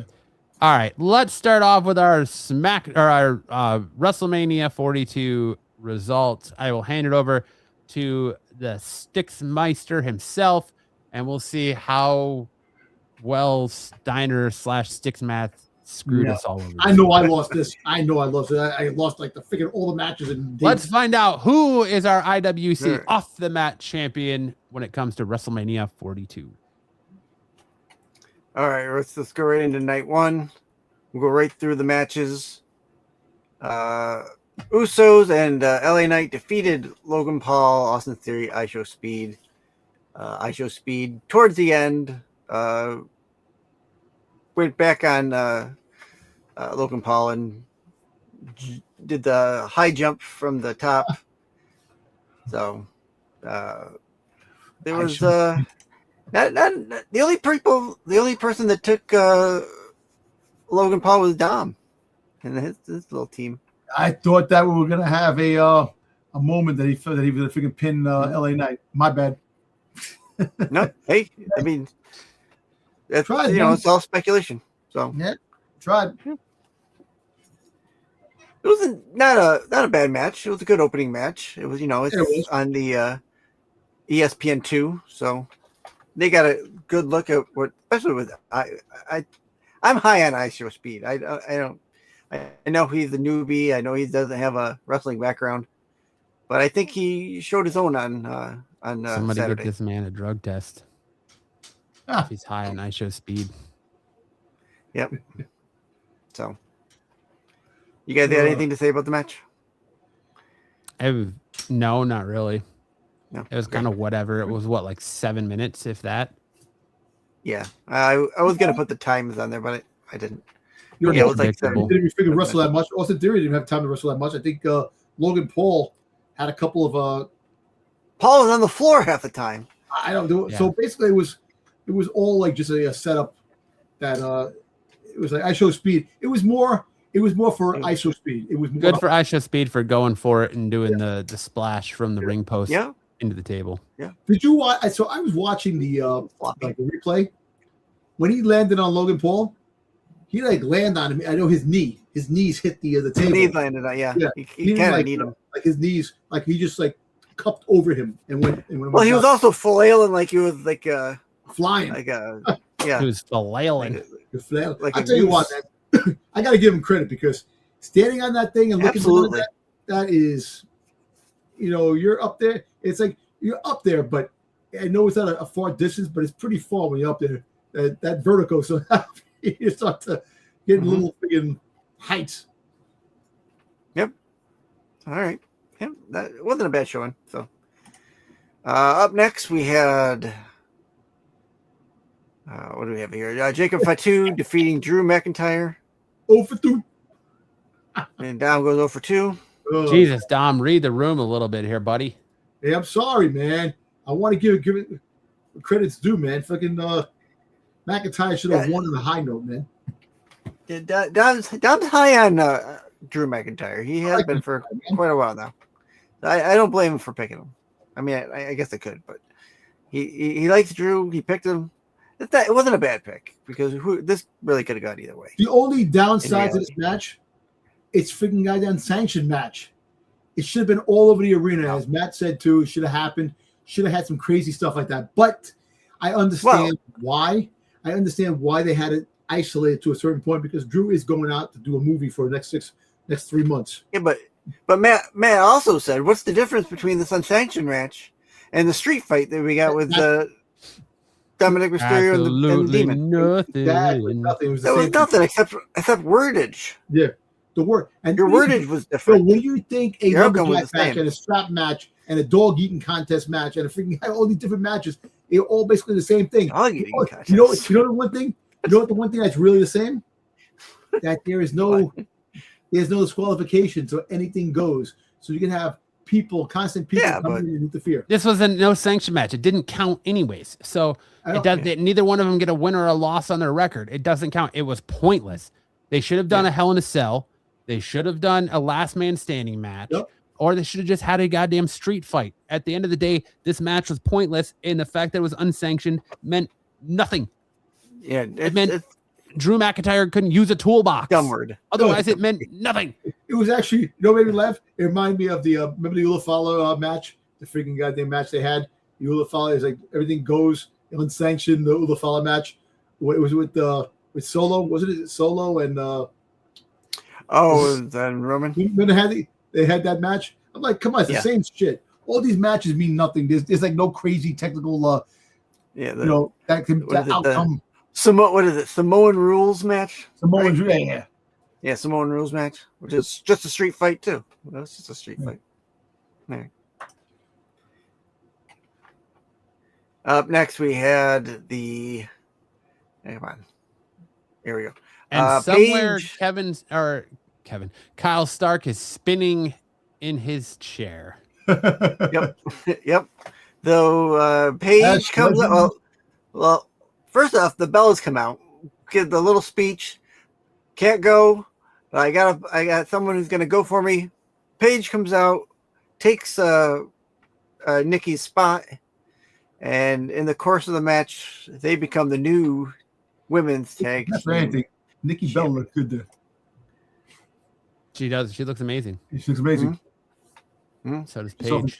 Hey, what do you want? Money talks, man. When you have money, man, who was crazier? Was she the psycho when she was dating John Cena, or John Cena was the psycho? Because when you watch the reality show with John Cena and her, John Cena was like nuts. Don't touch at the dinner table. Don't touch this. Don't touch that. Don't do this, guys. That's 3 o'clock. I don't put too much stock in that stuff because it's all scripted. You saw that, right? Yeah. Like she was like sitting there, so I don't know. Yeah. It's all cutting room floor stuff. You don't know what it's actually. I don't see them holding these belts long. I see them losing the minute Nikki Bella is cleared. I think they're gonna lose and to take the strap off Paige, and then the Bellas will win the titles back as a tag team down the line. I don't know. I mean, why do that then? Why? Because this why is the not whole just have reason. why not just have them retain if you're just gonna drop the belt later on? Because how do you get Paige out of the picture? You have to. The whole reason the Bellas are back is for one more run for these women tag team champions. So you got to put the belt on Nikki Bella at some point. So in order to get it off of Paige, you either A, have to have Paige revoke it to her, which would be stupid, or B, have the Bellas lose and turn on Paige and then have the Bellas win the belts back at some point down the line so they can be a legitimate tag team before their retirement run is up.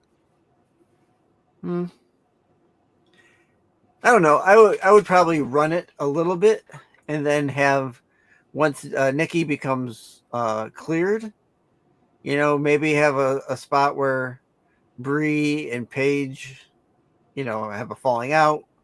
Oh, so you would have them do it exactly like I just said. Yeah. Well, a little different. Because I literally just said they're going to have them. Yeah, hold but the I'm talking down the road. you're talking right away. I said when Nikki's cleared, and then they'll have Paige. Yeah, they'll drop the belts and put them back on Brie and Nikki. We're on the same page, I guess. Yeah. No, they're not. All right, Dom Jr. I see how it is.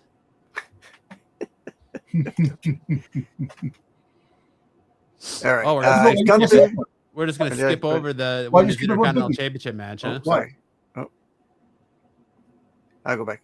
All right. Becky Lynch defeats AJ Lee and becomes the Women's Intercontinental Champion once again. This match did nothing for the Women's Intercontinental Championship. And putting the belt back on Becky, I feel like was a bad call. Like I said before, it would have been more interesting, better booking for WWE to use history on their side and replay the hits and have the likes of Sol Ruka, maybe JC Jane, Paige, anybody come back and challenge, AJ Lee, have an impromptu match, have AJ Lee drop the belt and Raw, and actually have the Raw after WrestleMania be what? Unpredictable. But no, we're just going to put the belt on Becky again, making her a 3-time Women's Intercontinental Championship, and effectively meaning that WWE doesn't feel like they have anybody mid-card that's worthy of raising this belt. That's what this tells me. I hate to say it, but I kind of agree with that. They really don't. They don't have anybody. They're all the ladies are either forming tag teams, breaking up tag teams to go back into singles, to going back into tag team again later down the road to break up. Funny? Jessica Carr continues to be the one every time Becky Lynch fights.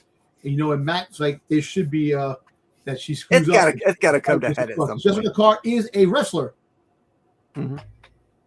So yeah, but I mean, if we're just gonna keep spinning our tires with these women's mid cards, we're gonna take the belt off Julia, put it back on Julia, take the belt off Becky, put it back on Becky.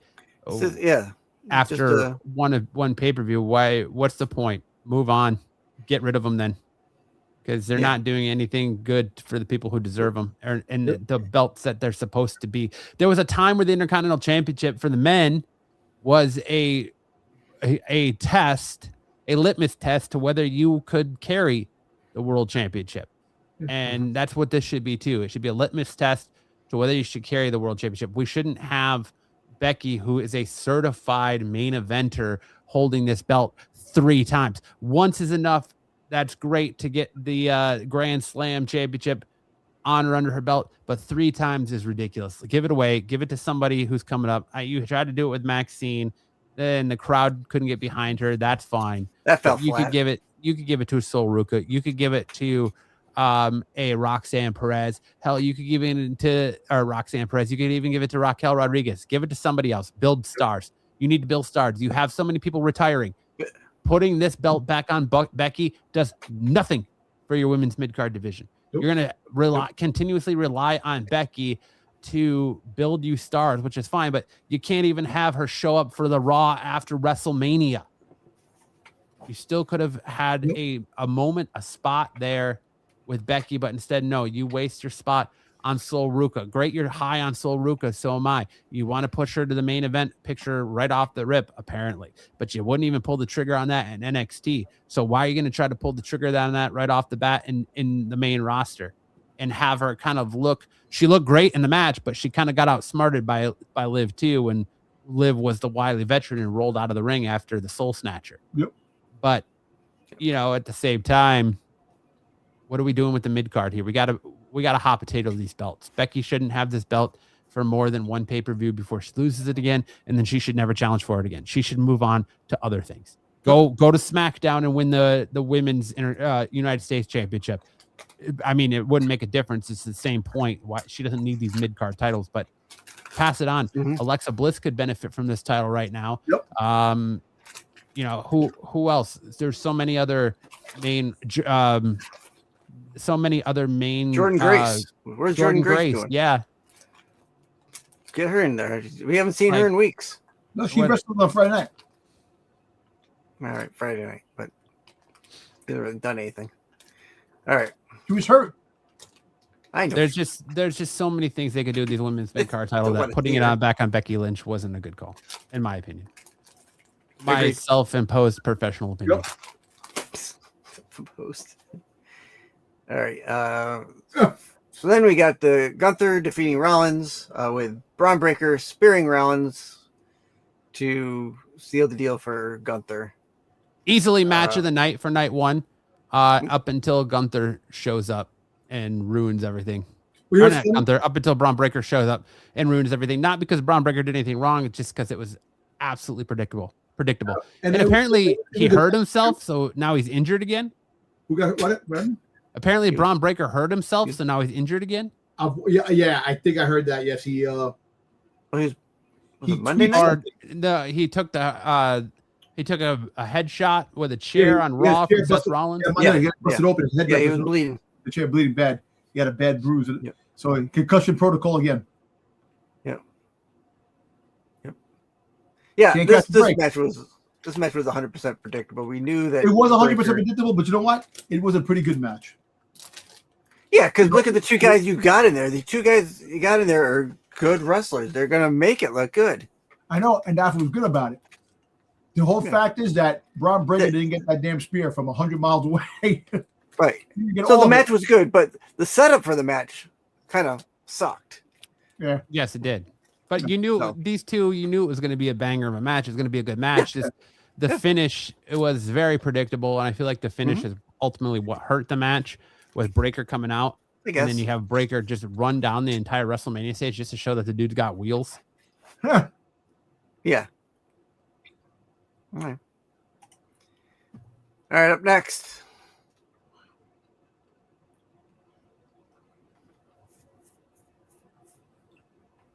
I'm the only, me and Eric are the only ones that picked Liv Morgan to win this title, huh? Yep. Hot dog. Yep. Come on, guys. You can't tell me you really didn't see Liv Morgan winning this belt off Stephanie. Yeah, but I would have waited. It tells you something. I love Stephanie, but talk about a paper champion. Talk about a non-fighting champion. She couldn't stay healthy. She really didn't defend this title much. She was just kind of that placeholder for Liv Morgan to come back. Liv Morgan had to relinquish that title in the first place when she got injured. They were going to put it back on her. Liv is their go-to. I knew at the minute Liv won the Royal Rumble, she was winning this title at WrestleMania. And they went as far as giving her a new entrance, a music video. Like they rolled out all the stops for her. The minute that they debuted them entrance video, I was like, all right, she's totally going over at WrestleMania.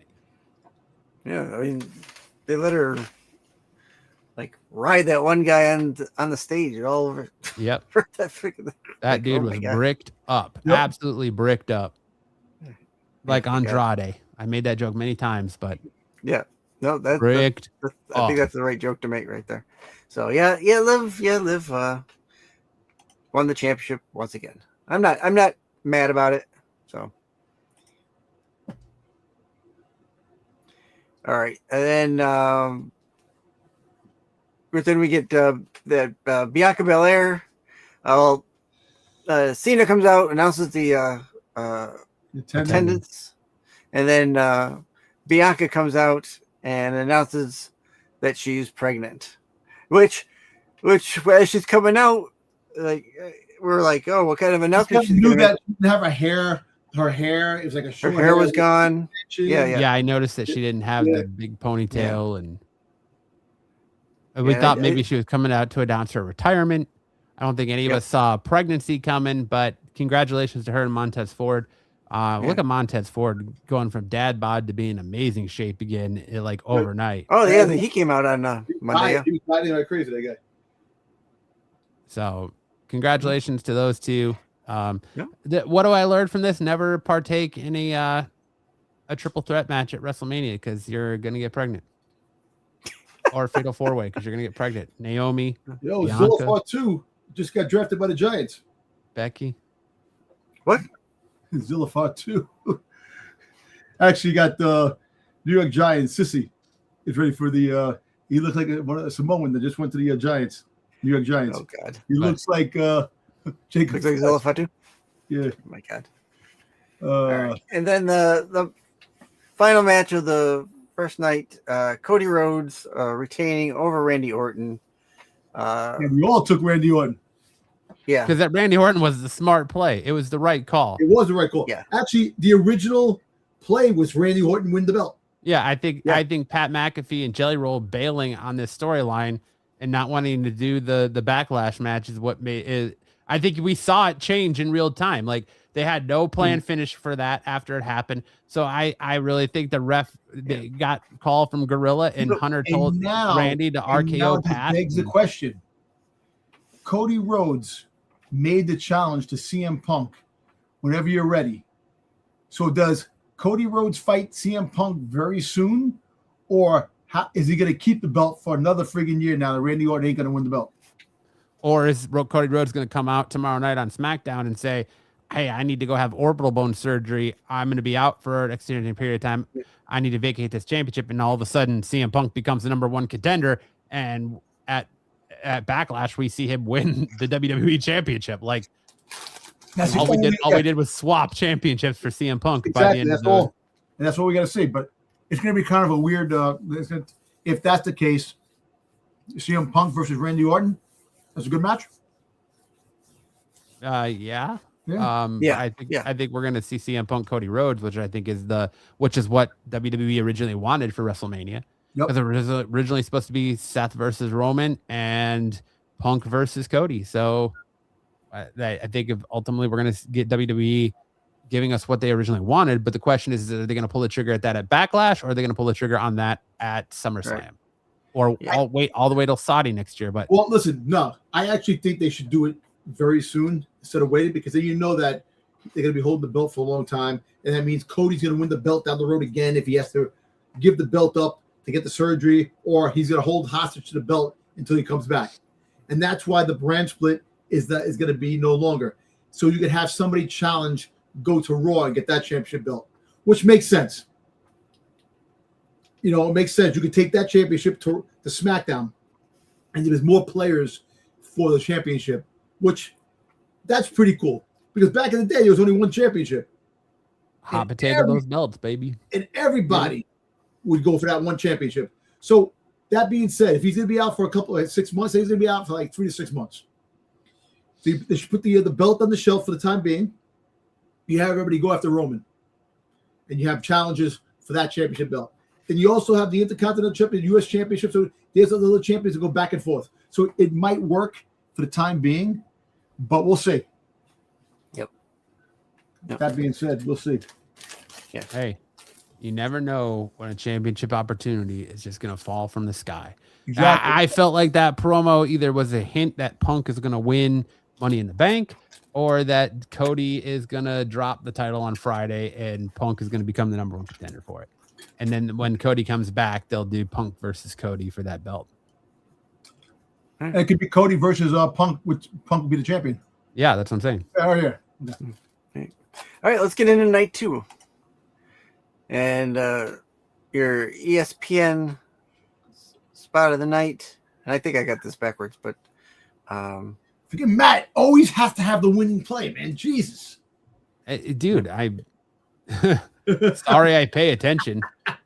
No, I pay attention too, but I thought they would put it on Javon Evans. And Javon Evans is electrifying.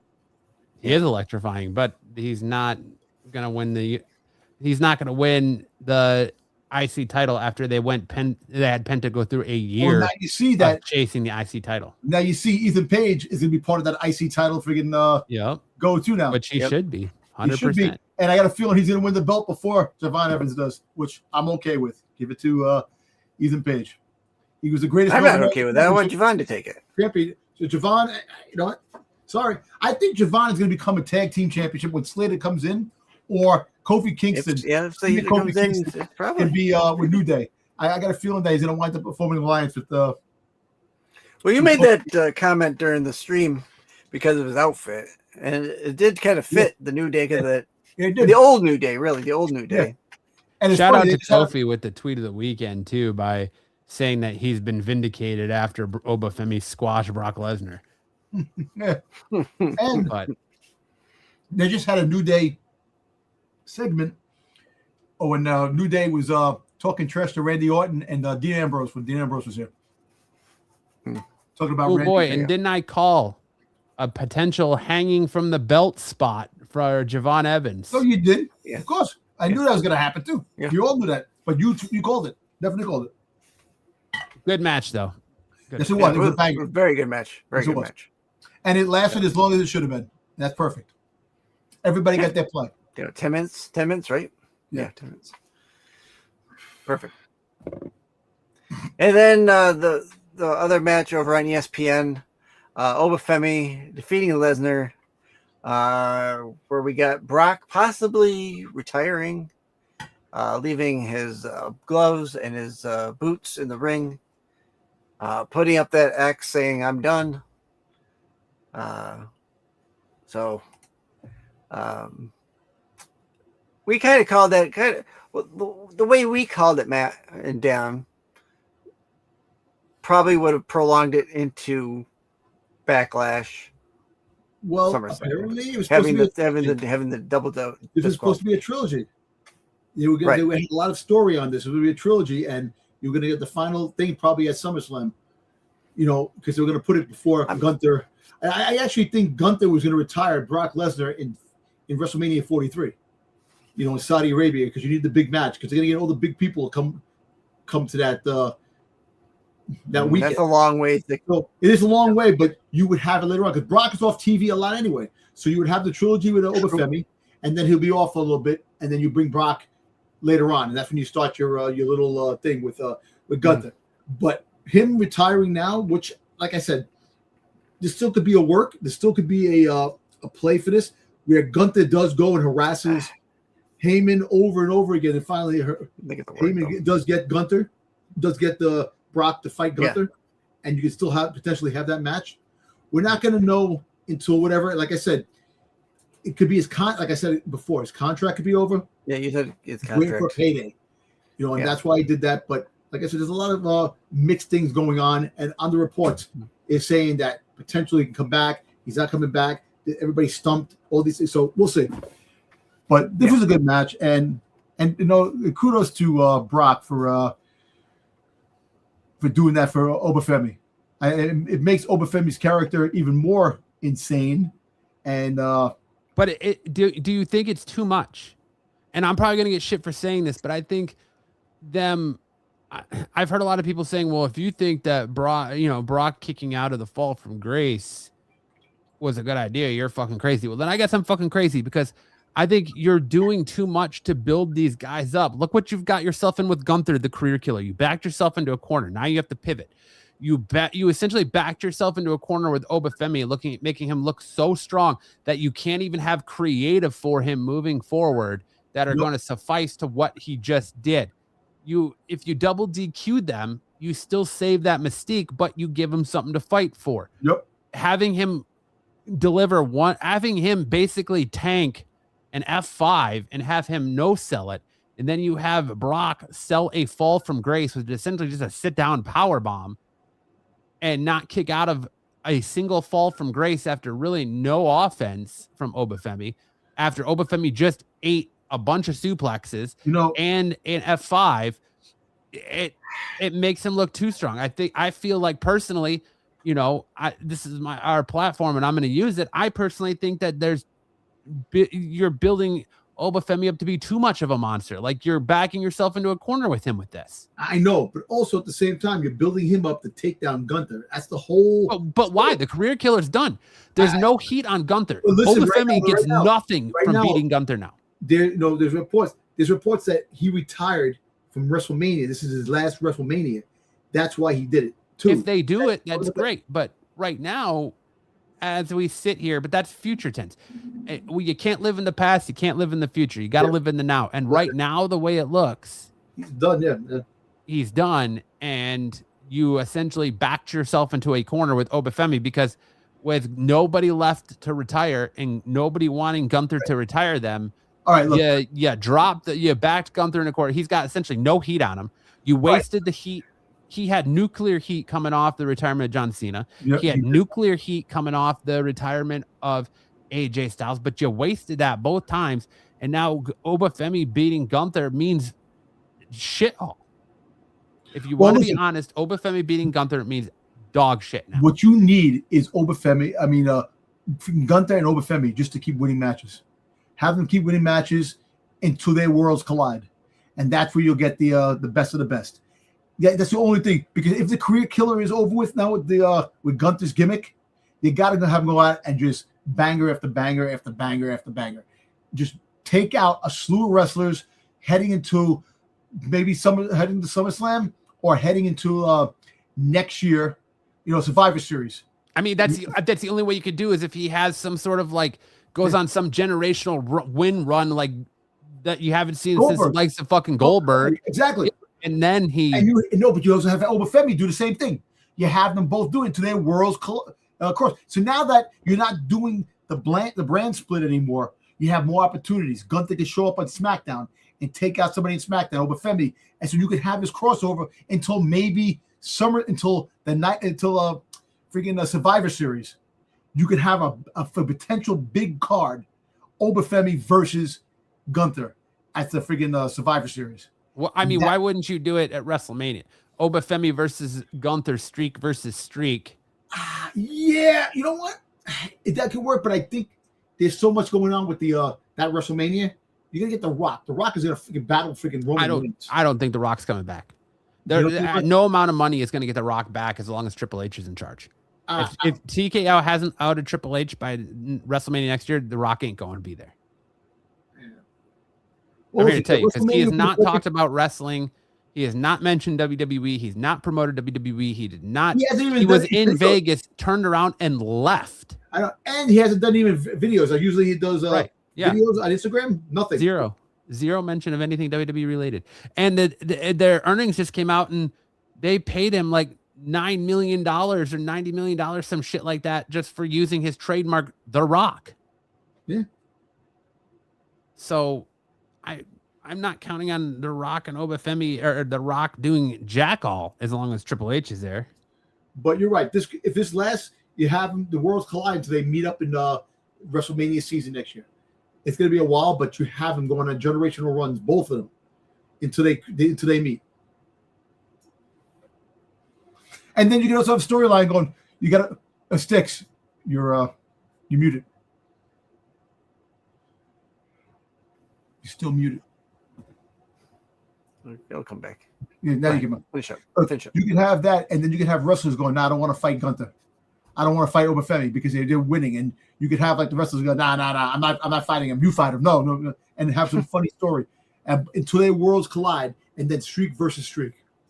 Yeah, I got one quick question on this match. Assuming WWE TKO didn't know Brock was going to retire or seemingly retire in this match, do you think Oba knew what was happening in that match? Or he might have had an idea what was going to happen, but maybe on the fly, Brock said, "Hey, you're going to do this. I'm not getting up." I think the retirement was kept secret. It was kept, only Brock knew, because the way Paul Heyman reacted, he didn't know. The way Oba reacted, he didn't know. I think it was, I literally think the reports of Brock doing it as a fuck you to management was 100% correct. Yep. Okay, good. All right, up next is let's see if we're here. All right, here we go. We got a new champ. Trick Williams defeats Sami Zayn to become the U.S. champion, United States champion. Look, I'm telling you, we all took Trick. There's a couple of things. We all took Trick. You know, he won the belt. All right, fine. Now does WWE water this guy down now? And he's not going to be the menacing dude that he was when he was NXT. You know, where like his ceiling now is, he could be a megastar. But now, if you think about it, he won the championship. When you win a championship, you become stale. You're not going to be on TV. Like, he didn't need Little Yachty to be with him. I don't understand why they threw him in there. Another celebrity throwing it in this and that. They didn't need to small Yachty. Yeah, Little Yachty, Young Yachty, whatever, freaking Yachty. Why was he wearing that coat that looked like toilet paper strapped to his ass when he was walking down the freaking yada. You know, okay. I just hope, you know, and it was somebody was saying before, they don't want him to become a one-trick pony because the way he is, because he does mention lemon pepper steppers so many damn times, and you know, you gotta change your like you do promos. You need to get some good somebody either write your promos or you run them yourself. You rocket him right into a feud with him, Carmelo Hayes. Yep. I think, and as for Sammy, you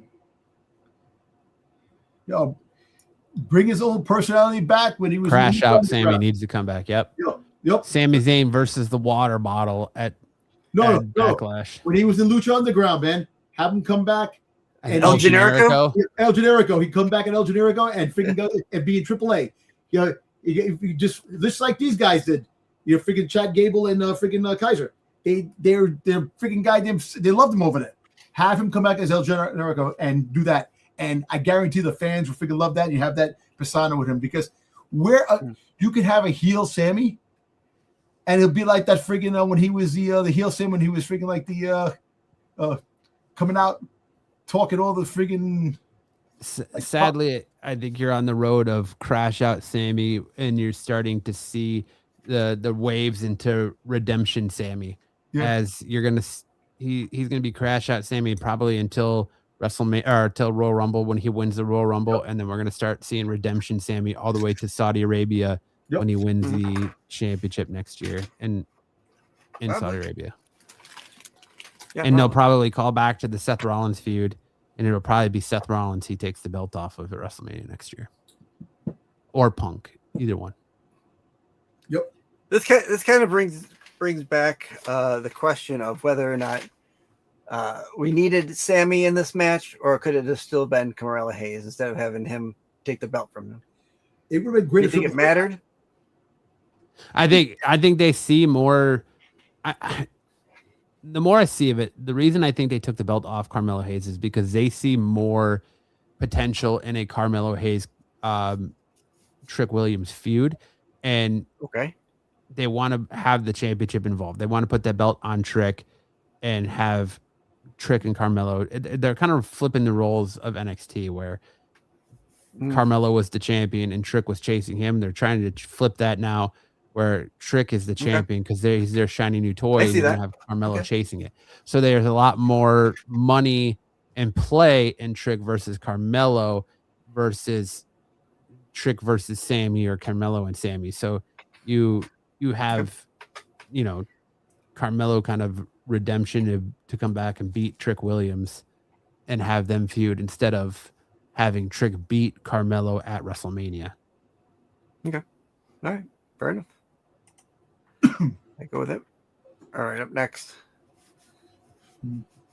What a fucking waste this was. The Demon Finn Balor defeats Dominic Mysterio. It should have been a surprise. In a last-minute street fight. Yeah, that street fight was only announced at the beginning of WrestleMania night. There was by the way, it's going to be a street fight. Too much like venomization in this shit for me. But it did what it was supposed to do. I just wish it was cool seeing Demon Finn Balor back. I just wish that it would have been a surprise, like Dom said, and not ruined a week before, 2 weeks before Mania. Mm-hmm. Yeah. We all had Balor on this one. It was kind of a no-brainer. Yeah, the minute they said the Demon, it was like, all right, well, this is a throwaway match. Yeah. The filler. It's a filler match. This is your go stand in line for your subpar half-assed Reuben sandwich or your tomahawk, nachos or whatever the fuck there was there. Right. Okay. Rhea Ripley defeated Jay Cargill, becoming the new women's champion. This was a tough one because we all picked Jade clearly, and I think Jade was the right call.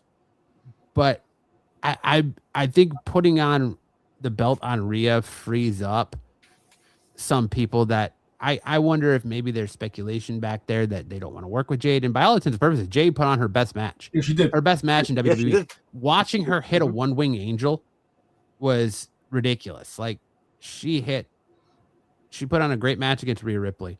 But here now you free up Io Sky to go feud with Asuka. You feed a lot of things up. You put Rhea, the championship back on Rhea, and it's not stale because now you're feeding her a fresh run of competition over there. You can have Rhea versus Charlotte finally. You can have Rhea versus Alexa Bliss, Rhea versus Chelsea Green, Rhea versus pretty much Jordan Grace, a whole new crop of people, which it makes sense. But I still think that potentially keeping the belt on. And I really wonder if this was made, if this call was changed last minute, if originally Jade was supposed to go over, but when they found out that Bianca was pregnant, they called the audible and decided to put the belt on Rhea Ripley because it offers new things. Do you think Jay and Meechin and B-Fab come to Raw now? No, because I think Jade stays on SmackDown. Mm-hmm. That was my whole thing too. Is I remember I said, why would you take the belt off her when you just gave her a faction? And that faction played a part, but a faction, so you can have the faction and know there's going to be a rematch down the road. Yeah, the faction. You're probably going to get Jade versus Rhea at Backlash. Do you think that friggin' EO is going to wind up going to Raw? SmackDown? No, I think she stays on Raw. Okay. So I guess the turning heel thing kind of went out the window. Yep. For the time being. Yeah. Nah, but I do have to applaud, Jay Cargill for an outstanding match. He did a great job. Yeah, he did do a great match. Fucking most over man in the business on gimmick alone. Oh my God. Yes. This was one of the best parts of freaking WrestleMania. He was the highest merchandise seller at WrestleMania. Mm-hmm. And I like he's going back and forth to both shows. He's doing his thing.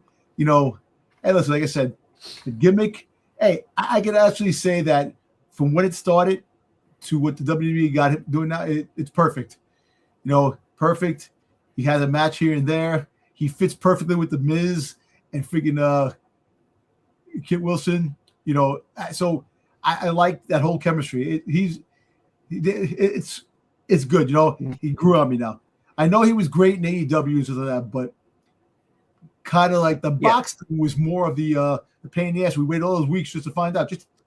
I think that's what it was. Is the WWE Universe or IWC spent so much time building that box up that when it wasn't what their expectations were that they set and their expectations weren't met, they were all pissed off and mad. And I'm glad to see that WWE didn't pull the plug on Danhausen. They didn't bail on Danhausen. They let Danhausen cook, do his thing, and they're not interfering in his gimmick. They're just kind of letting him do it, and he's making it work, man. He's selling merch. He's funny. You ever seen the interviews? He's funny. The interviews that he's doing. Yeah. It's funny, man. I'm like, it's good because I like how they brought back midgets, and you're not supposed to say that. He's like midgets. That's what they told us to call them. That's what they told them to be called. Yeah. I know, that's funny. Why'd you call us midgets? What's up, Dubba? How are you, What's man? up, buddy? It is the best thing in wrestling right now. It's funny.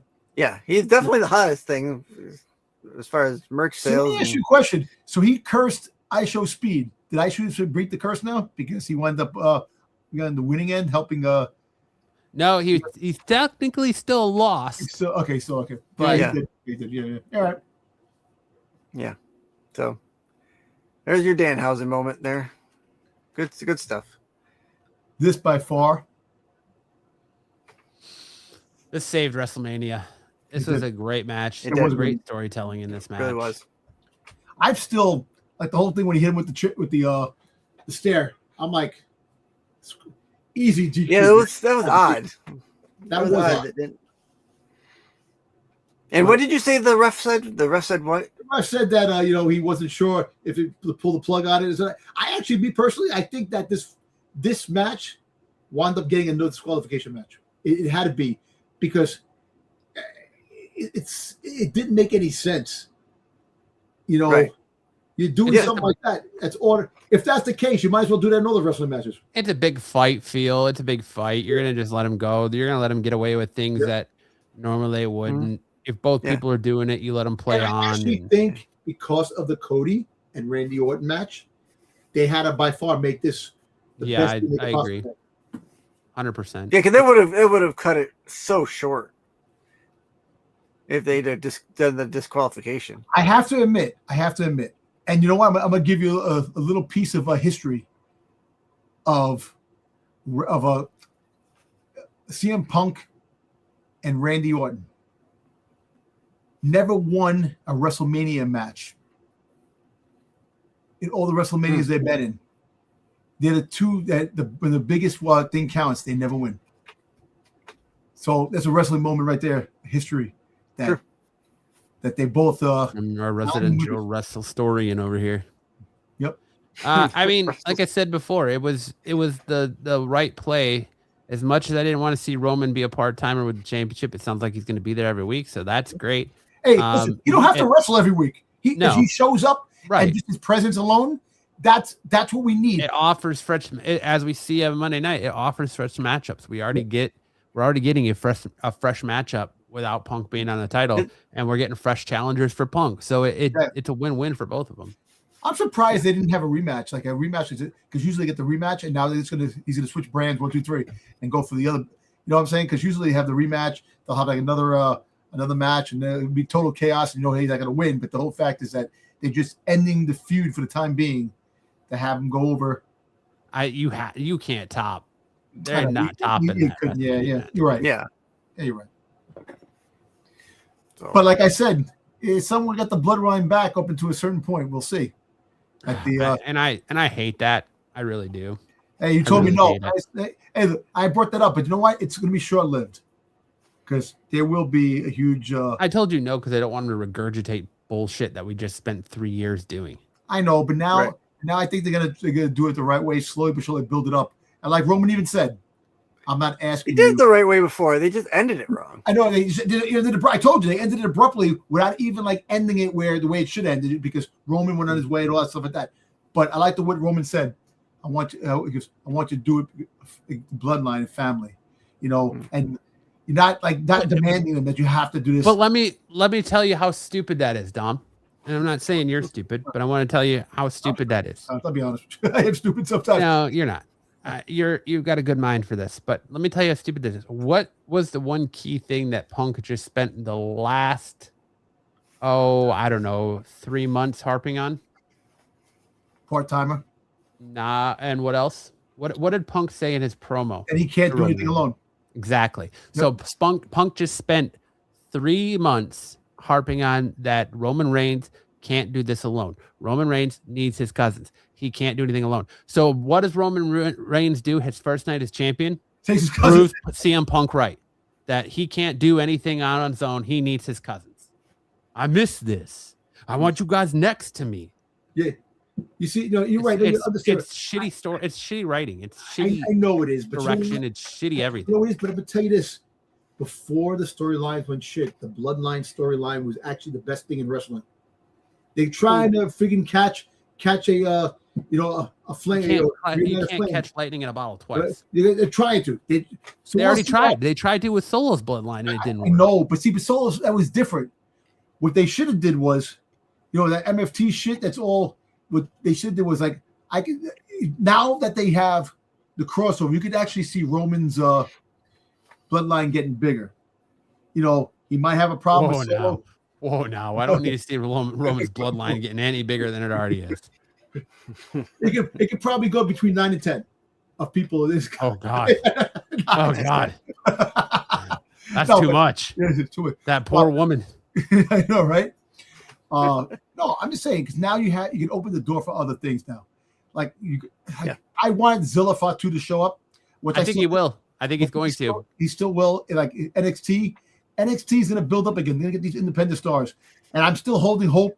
I'm still holding hope for Killer Cross to make his debut, his return. And Jacob ain't going to be a one and done, and he's not beating Roman at Backlash. No, he's not. But he's not going to be a one and done, and you're going to open the door for more Samoans, and I think you open the door for Zilla Fatu to be a part of this by the time this all comes to an end. Because I think you're going to. I hate to say it. I hate to say it, but I think next week or the week after, you're going to start seeing future endeavors. You're going to start seeing a lot of NXT people being released. You're going to see a lot of LFG people being released. You're going to see a lot of main roster talent being released. Yeah, and they're going to start making room for signing new crops, the guys whose contracts are coming up. Leon Slater, Zilla Fatu. So, I mean, that's just the way what I see coming. I don't want to see anybody lose their jobs, but that's just the nature of this beast, and it's usually what happens after WrestleMania season is we see future endeavors happen. Yep, no, you're right. So, you're definitely not wrong about that, But there's a lot of definitely a lot of possibilities for strong stories now. with the fresh people coming in, changing brands and coming in and making these stories a little crazier. Like, come on, Jacob Fatu, since he came in, he didn't face Roman. He hasn't faced Roman. This is a brand new, and my thing is that I think there's going to be betrayal. I still think that Jay is going to friggin' wind up betraying, Roman. And you're going to have the Samoan Civil War like they had before, and it's going to be different. It's definitely going to be a different thing. Well, let's just see where it goes. I mean, I'm all down to see where it goes. It sounds like a snooze fest to me, unless they're going to pull the trigger on the transition of Jey Uso becoming the new tribal chief. I don't even really want that. But we'll see what happens, I guess. I don't know. I just think, to me, going right back to the bloodline is lazy, sloppy writing. Yeah, but that's what wrestling is all about, man. Lazy, sloppy writing a lot of times, but you take a chance. You see what happens. You try to build on a momentum that you had a few years back and see where that goes. If it doesn't work out, you just pivot. They always pivot anyway, so they can always pivot. That is correct. Yep. Speaking of seeing where things go, let's see how we ended up at the end. I am destroyed. I did not like 2 matches. Whoa. Look at Eric coming out on top. I know. Wait a minute. How did you have 90 and I had 100? You called the Roman Reigns CM Punk match correct. I called know. a couple matches correct. You won all the matches in game day night. They won. No, I didn't. I lost the AJ Lee. Yeah, I didn't call the AJ Lee Becky Lynch. Damn. So the out of a possible 110, because there was 1,400. Out of a possible 140, there's a possible 130 points that you could get, because there was 7 matches and 6 matches. Yeah. So 140 would have been the top if you got them all right. So Eric became the big winner this week. So Eric, our first-time champion. Yeah, our first go around, and Eric comes out on top. Look at that, old Eric. Right. Good, congratulations, Eric. Congratulations, there. Way to go, winning your first ever IWC Off the Mat Internet Championship at WrestleMania 9 last. Yeah, congratulations to Eric. Hot out of the gate. Yep. Good job, man. He called it right. So you only had a couple of things. First things first. I'd like to thank you guys for having such a great streaming for the 2 days. And kudos to Matt. Kudos to Matt. Surgery and being on the show to for his 4 hours. 4 hours of nonstop, just about 4 hours. Think about it, 2 nights, 8 hours, if you really think about it, he put together like almost 8 hours of streaming time, live definitely streaming. But I have to give all the glory to Oxycodone. It's and pain meds. They're a beautiful thing. Yes. Help you when you're in tremendous pain. Not even Vicodin, huh? It's stronger than Vicodin. No, Oxycodone. Nice. Allow me to sit there after double hernia surgery. So yeah. There you go, man. Take 2 and call me in the morning. That's right. 100%. No, but or don't and just let him sleep. Just a thumbs up for the shows this week. This week that week I was exhausted from doing so many different streams. I was so freaking tired the whole week. Yeah. Because it was a long week, but it was fun. It was fun. I kind of we had right even from the pick night, Eric came on and he eventually did win the weekend. I do thank Kyle Starks for coming on and helping us with the pick night as well. Shout out. Great guy. He knows his stuff. So does Eric. So do you. So does Dom. So do I know some. We all know our stuff. I know enough to get by, probably. You just get talked over because your internet is so bad that you're behind, and everyone's talking when you start to talk. But no, I know the answer before. Okay, look, everybody's got their guys and their shows that look. We all, one way or another, are knowledgeable in aspects of wrestling. We know, 100%. we see it, we watch it, and we enjoy it. We get mad, because we love it. We love what it brings to the table. And at the end of the day, no matter how bad or how great it is, we're always going to have reactions to the outcome. And like I said, I love it. Look, I love the show. I watch it, and yes, at times it could be a horror show but there's always a silver lining in everything when it comes to the shows. There's always something. And I'm looking forward to this new push now, this different feel after the Mania, and maybe, just maybe, the wrestling gods over there in TKO hear us slightly and change their tune on some things, and maybe after WrestleMania 43, 44 comes back to the States, and people could actually go and enjoy it.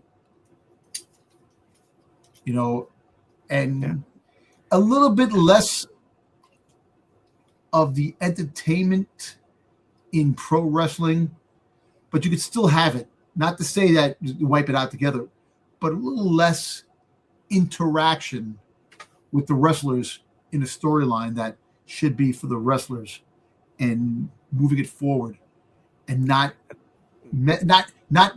tainting the storyline because you want to have a celebrity in there to try to get more fans and more people of that. Okay, aside, you want to be honest with you? Please do. The people that the demographic they were trying to get wasn't as big as they were expecting. They're not creating those new fans. Like we said, the average wrestling fan today is in their 40s and 50s. They're not creating that younger wrestling fan. Even the young kids, the parents, their tolerance of sitting there watching wrestling, they can't take it. It's not really. It's like the Star Wars fans. They're not getting new fans in because they're trying. They're trying to get different things, but it's not working. You cater to the people that actually are the ones that generate the buzz, the ones that generate the excitement. They're not doing that. And I understand the world is changing and we're getting phased out as individuals, but that's still around. The entertainment way is still the same. If you make your story and people will come to watch your story, you're gonna have fans come to your story. But you know what it is? You know what it is? Look, you see, what's good? Okay, you have Javon Evans, young kid. Holy shit, Stixie said his name right. you have him, a young kid that could bring in the younger generation, because he's likable, he's a good dude, he's athletic as all hell, freaking doing impossible jumps, and people and the young crowd loves that. He's amazing. He's gonna, and down the road, if he stays healthy, hopefully, like all those big jumps and leaps don't take part of his career away because the injuries. But if he continues doing it, he's going to be up. He's going to be a big time star, and he's going to be making a big name for himself. So they're in the right direction. Doing things, getting the young stars up. And hopefully, at the end of the day, a lot of these young stars can generate a new buzz, and that's all you ask for. And hopefully, like I said, by WrestleMania 43, a lot of these guys would be solidified as stars to a point where you want to pay to see them. Speaking of generating new buzz, listen, have you noticed we've got a facelift over here at Off the Mat? We've got new graphics. We've got a new logo. And of course, we've got new socials and sites to go to. If you want to continue to enjoy all your Off the Mat goodness, you can do so whether you're watching it on Styx's channel or you're watching it on my channel on Absolute Geek. But if you're only here for the professional wrestling, you're not into the Doctor Who nonsense or the comic book stuff, you can find us with just the Professional Wrestling at the brand new Off the Mat YouTube channel. Link in the comment section right now. So head on over there, subscribe up, and we're going to start streaming all of our Off the Mat episodes right there, so you can catch them where you currently watch them on Absolute Geek. As much as I love having you here, or Styx's channel, much as he loves having you there. But if you just want to come for professional wrestling goodness, go subscribe up to the Off the Mat podcast channel. There you can find us also on Instagram. That just kicked off too. Subscribe to us on Instagram, or follow, I guess, on Instagram at Off the Mat Cast is our Instagram handle. We're going to work on getting a Twitter and all that, or X and all that going up, TikTok, because we want to start producing more content, producing more shorts. I want to have it all go to a specific place. So that's why we're starting that Off the Mat channel, so that you can go there for your one-stop shop for just professional wrestling goodness there, if you're not into the other stuff that we talk about and roll through on top of that. I don't think we'll be launching an OnlyFans. So I'm talking to Dom about that. Dom in the pickle suit on OnlyFans might. We're working on it. Yeah, listen. My move is the pickle grip. Pickle. I'm not above trying to get Dom in a tuxedo G-string dressed as a pickle on OnlyFans. We're in the just process. The bow tie. Just the bow tie down. If we could get like Patrick Swayze. If we can get 1,000 subs on the new YouTube channel in by Monday next week, maybe we can talk Dom into doing. We might be able to do that. So hey, listen, there you go. I'm going to make a plug real quick. We had a drain or butt. No, we had a guest here. Before we had James Murray. He was on the show. He talked about his upcoming stuff. He talked about his novel that was coming up. I just wanted to promote his novel. The Chase, a wrestling story. I got it. He sent it to me. Amazon Books. Go on Amazon, and Raw books are sold, and it's pretty good. Hopefully, I got a chance to read it in the next week or so. But give you a little hint on this. It's New York City, 1947. The war is over, but Patrick and Betty Ramshaw, the real fight is just beginning. Patrick has a technique of to be a pro wrestling star, but he's missing the persona that puts the bodies in seats. When the opportunity knocks, Betty sees Patrick cannot. A path to the top begins with a cross-country gamble. Trading stability of the Big Apple for unpredictability of the open road. The couple steer their way through the landscape of rogue ringside schemes and a trek fueled of grease, grit, and search for the perfect gimmick. Patrick and Betty aren't just looking to win. They're looking for an identity. In the golden age of the mat, Patrick has to decide, is he a hero to the fans? Is he a hero to the fans need it, or a villain they'll pay to see? Which, it sounds like an interesting book. And if you're into wrestling, pick this book up. There you go. It's definitely going to be a good read. What's the name of the book again, now?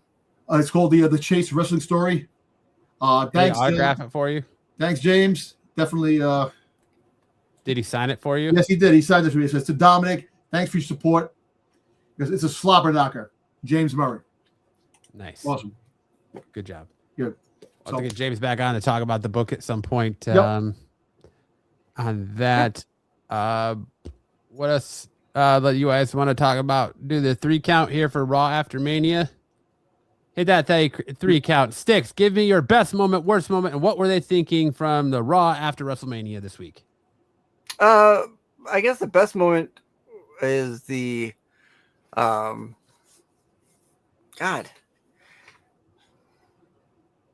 I always hate these because I always freeze them when I want to say. The best moment was the ending. I really think the direction for Roman Reigns is going to be the thing to watch. So I'm going to call that my best moment because it's kind of a catapult to what we're going to have down the road. Worst moment for me is going to be the setup. We've talked about it already a couple of times. Paige should have been coming on to Raw. That should have been where Paige debuted again. I didn't hate her in WrestleMania, but I think it would have been a little better coming into Raw. I just think that's kind of I won't call it a fumble, but it wasn't the best scenario, in my opinion. And that'll be it's really what were they thinking? The whole impromptu Liv and Sol Ruka. I didn't really like that. I didn't think her coming up and getting into there right off the bat for a championship match right off. I would have had her in a match, but it wouldn't have been a championship match with Liv. I wouldn't have had the belt on the line. Yeah, the belt wasn't the belt wasn't on the line. It wasn't a championship match. It was just a straight up match. You sure? Yeah, I thought it was. It was not a championship. I thought match. it was. I thought it was. So maybe not, but I thought it was. I'm still sticking to that. Yeah, I agree. My sentiment's the same. Best moment of the night was Roman Reigns, Jacob Fatu, the appearance of Jacob Fatu on Raw, the new direction there.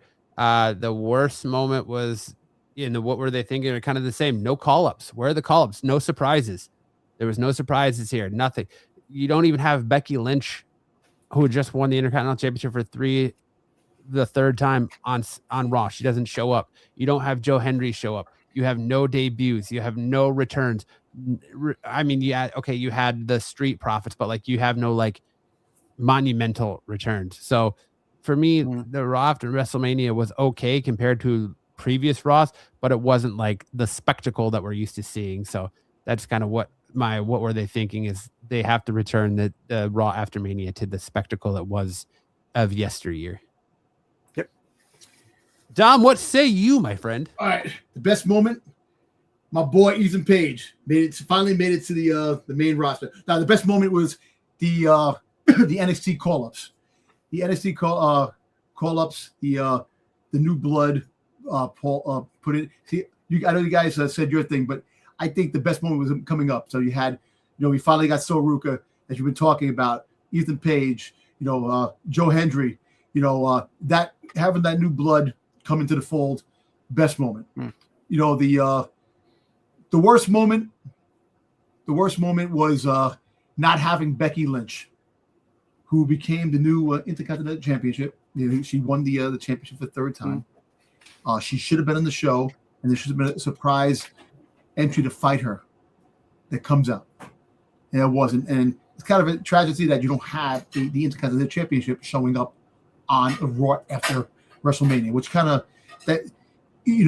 sucks. Believe it or not, you may not like the fact that she is the Intercontinental Championship, but she is a worthy person to have it for now until the next person comes along to take it from her. And what were they thinking? The surprises, man. Backstage handshakes, backstage this and that. I want to see surprises. I want to see what people come in and you're like, oh my God, this guy's here. Why is he? Oh my God, is he on Raw now? I want that type of excitement where it's not predictable. Where you sit in the backstage, you shake hands. Oh, you want a match tonight? You got your first match. I want to see a surprise. Who's coming out? Who's going to fight this person? And all of a sudden, that person makes their debut. I want to see that. Mm-hmm. But also in the best moments, not only were the call-up great, the ending, Jacob Fatu face-to-face with Roman Reigns, that was a good moment. Fresh blood. I like it. I want to see the momentum pick up on that more and more. Even though it might be a one and done with Jacob Fatu and Roman, but I want to see that continue to snowball into bigger things. And we'll see what happens. That was my take. NXT on Tuesday night. I have not seen NXT. I haven't watched NXT yet either. All I've watched was the Sol Ruka Zarya match. Yep. And that was my what were they thinking is how are you going to have Sol Ruka take that table spot after you just debuted her on the main roster? And she's kind of crazy. All but intents and purposes made a massive splash on Raw. And then you're going to have her take that table spot and bust her head open. And like I said, I'll repeat it, go from the main event to concussion protocol, True. or well, go from, your Raw debut to concussion protocol in 24 hours.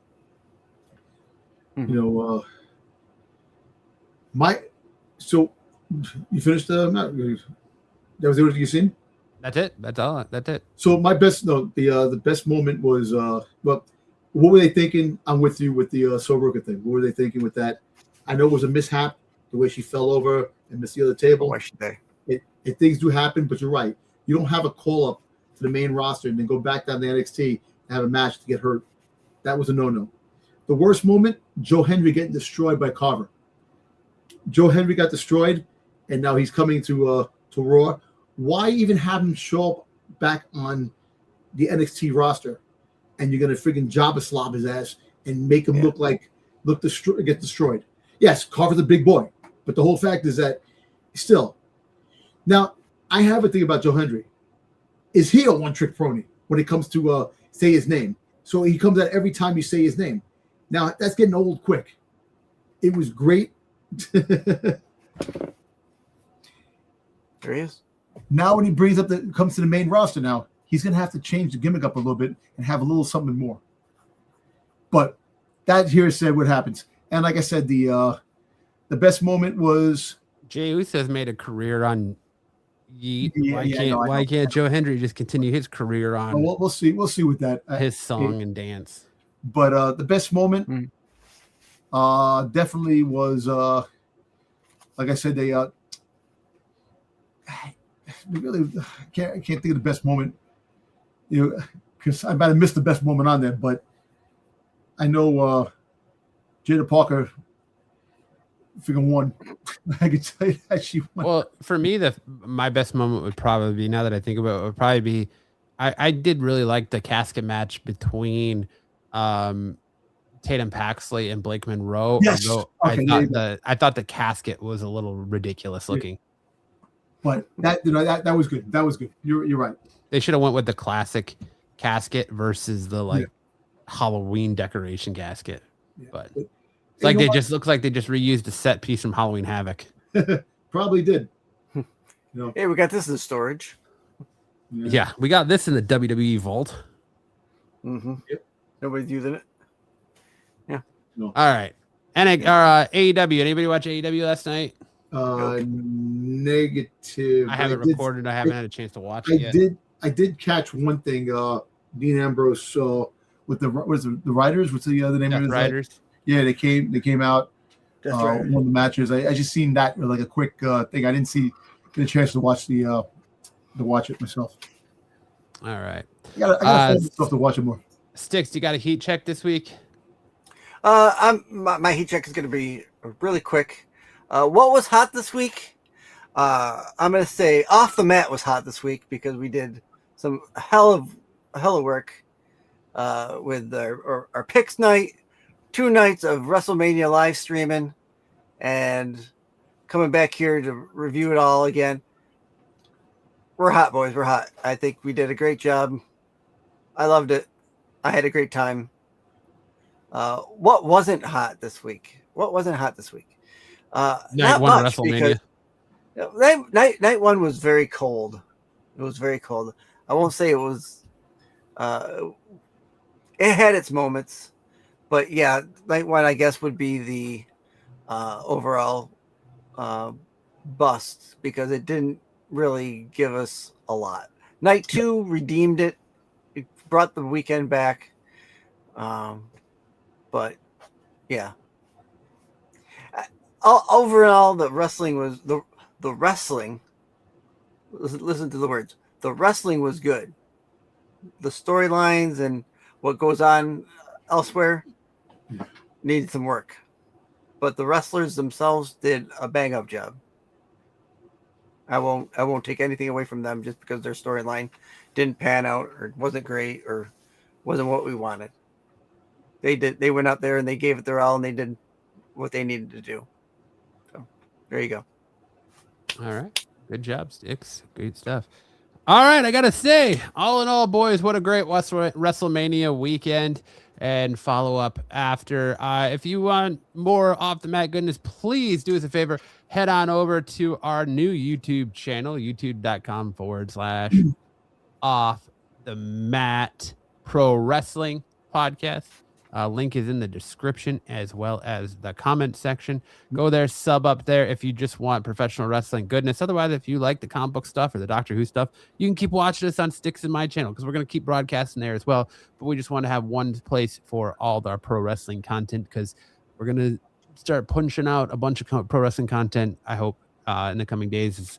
We're going to really try to drive this into overdrive. If there's another content creator you want us to collab with as far as professional wrestling goes, let us know and we could try on working on that as well because we welcome everyone's takes here in the Off the Mat arena. Thank you again so much to Kyle Starks and Eric for coming on last week as well as Pete. Congratulations to Eric for winning his inaugural Off the Mat championship. Go over and sub up to Renovision, sub up to Pete, sub up to us on all of our new socials, sub up to the Off the Mat YouTube channel as well.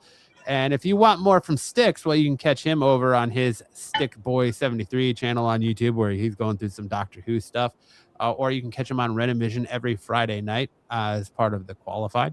You can also catch him on Renovision and Absolute Geek and his channel on Saturday nights as part of Saturday Night Special where we go through all kinds of comic book and pop culture content if you're into that. And of course, catch more from Dom Tober on Renovision every Sunday night as well as Friday. Sunday for Star Wars, Friday for the Qualified. And trying to get him on Saturdays too. Get a little bit more Dom for everyone's lives. Remember, if we get 1,000 subscribers, Dom might send you an OnlyFans picture of him with a tuxedo thong on dressed as a pickle. Or a pickle bikini. Or a pickle bikini. Oh, how about that one? It's like Christmas over here. Just a gift that keeps on giving, right? But with that being said, remember to hit that like and subscribe button on your way out. Let us know in the comment section. What did you think of the Raw After WrestleMania? It makes what me feel a little funny in the reels.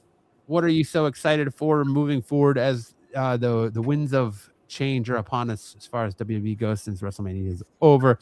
And with that being said, Dom, take us out with some words of wisdom for the fine folks this week. And this is going to go back to what we talked about earlier.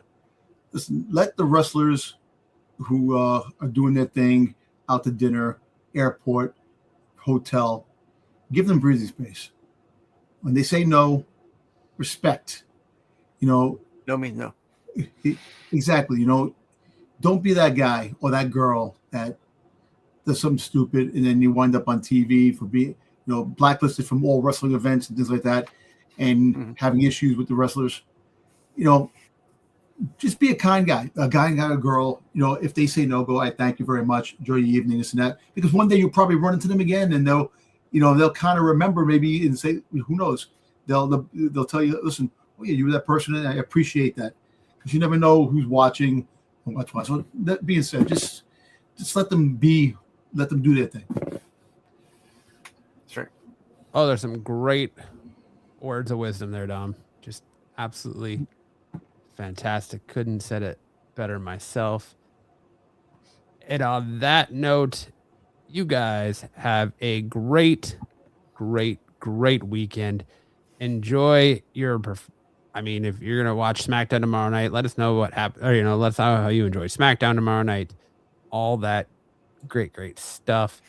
And see how many more times I can say great, huh? But on that note, we will see you guys right back here next Thursday night, 9 p.m. Eastern, for a brand new episode of Off the Mat. Good night.